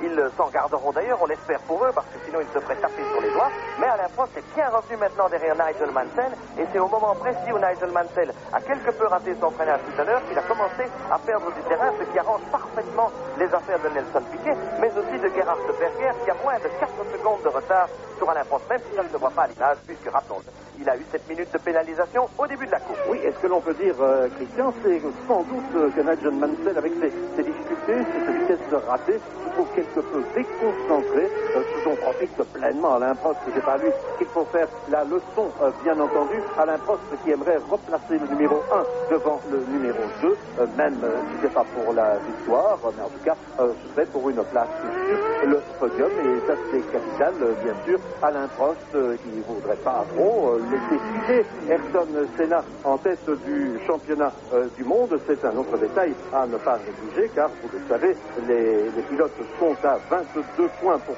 Senna, 16 pour Berger, 13 pour Alesi et 12 pour Prost, 9 pour Thierry Boutsen et pour Riccardo Patrese, qui ne marque pas aujourd'hui. C'est pas un bon week-end pour les Williams sur l'eau. Enfin, il n'y a pas un bon dimanche au Canada.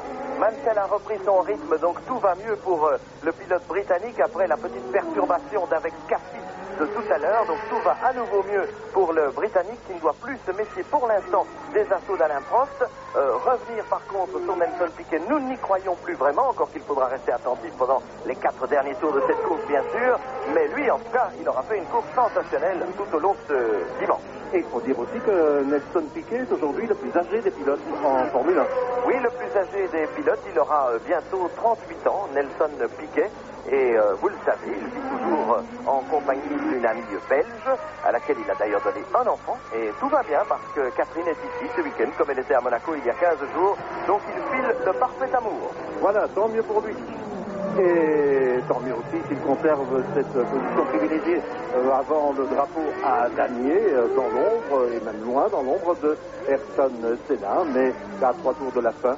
Voilà donc la situation. Le deuxième, Nelson Piquet, Ayrton Senna, le roi des entraînements, le roi des essais qualificatifs, bientôt aussi le roi de la course, parce qu'il est en train de poser un jalon important vers le titre de champion du monde. Je vous donnais la situation au championnat du monde, 22 points, plus 9 dans 3 tours, si les choses se maintiennent ainsi.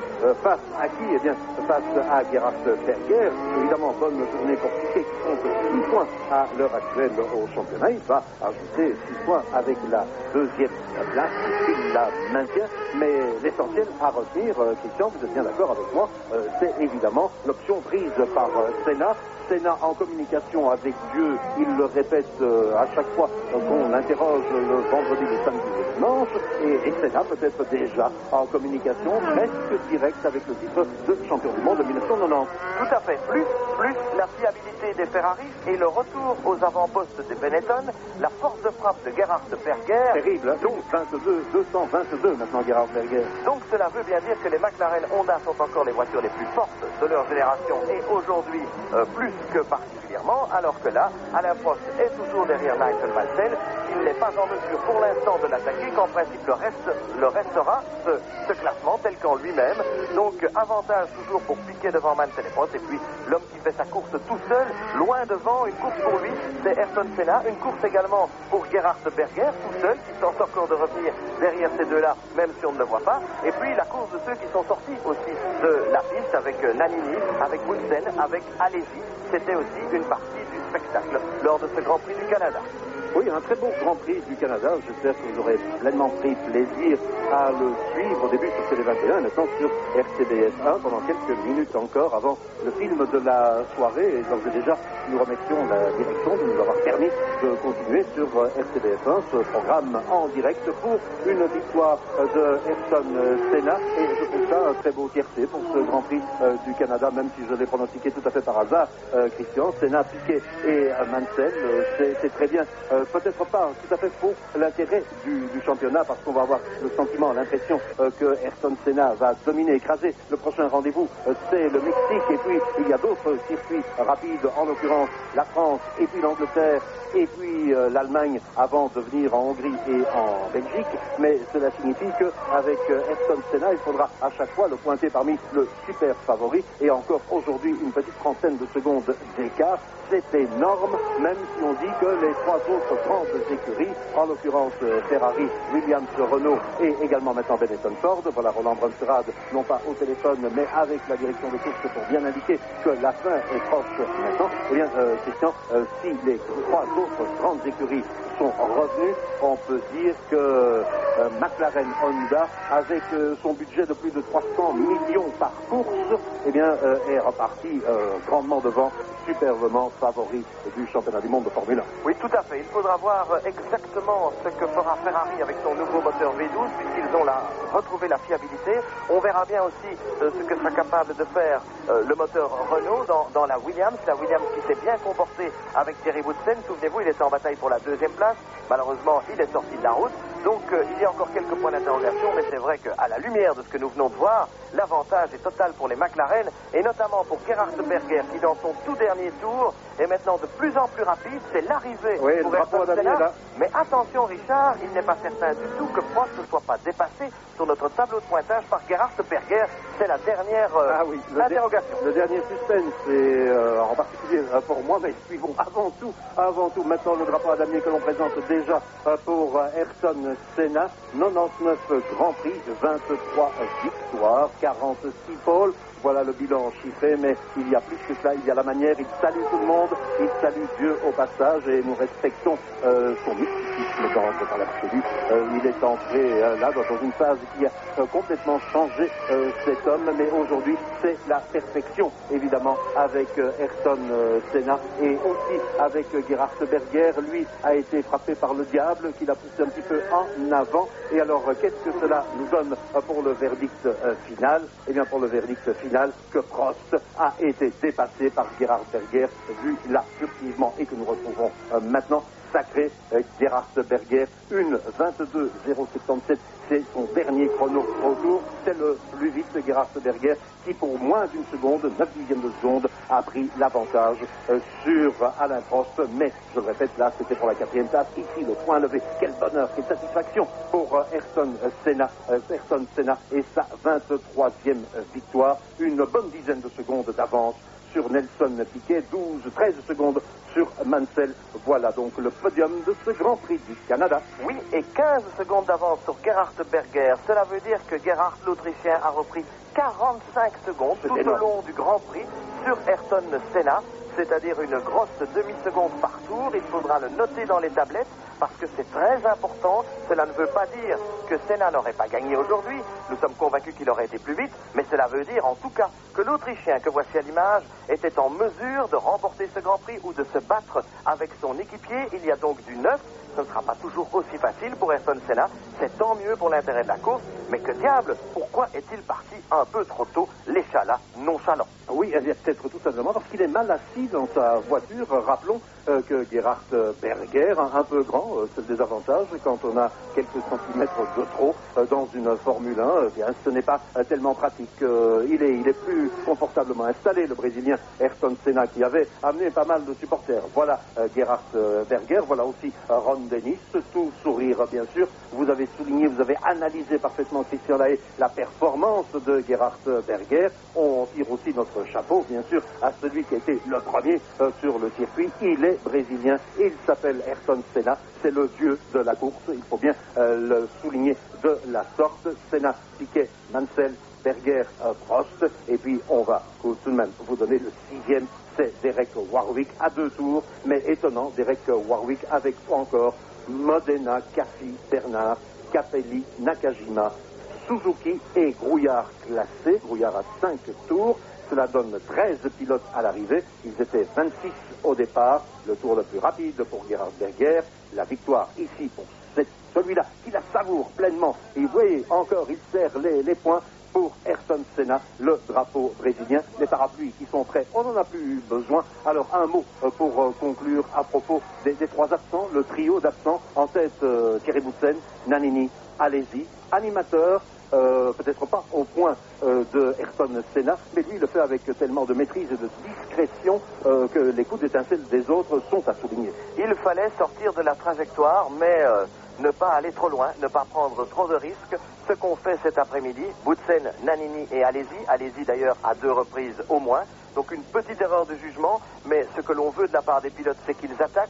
Thierry Boutsen était en position de force, en position pour le faire. Il a pâti, il a commis cette légère erreur. Cela arrive aux grands, comme à Nannini, comme à Alesi, un futur grand. C'est dommage pour eux, bien sûr, mais on l'a vu, lorsque les voitures, en début de course, sortaient de la trajectoire idéale, elles étaient vraiment comme sur du savon.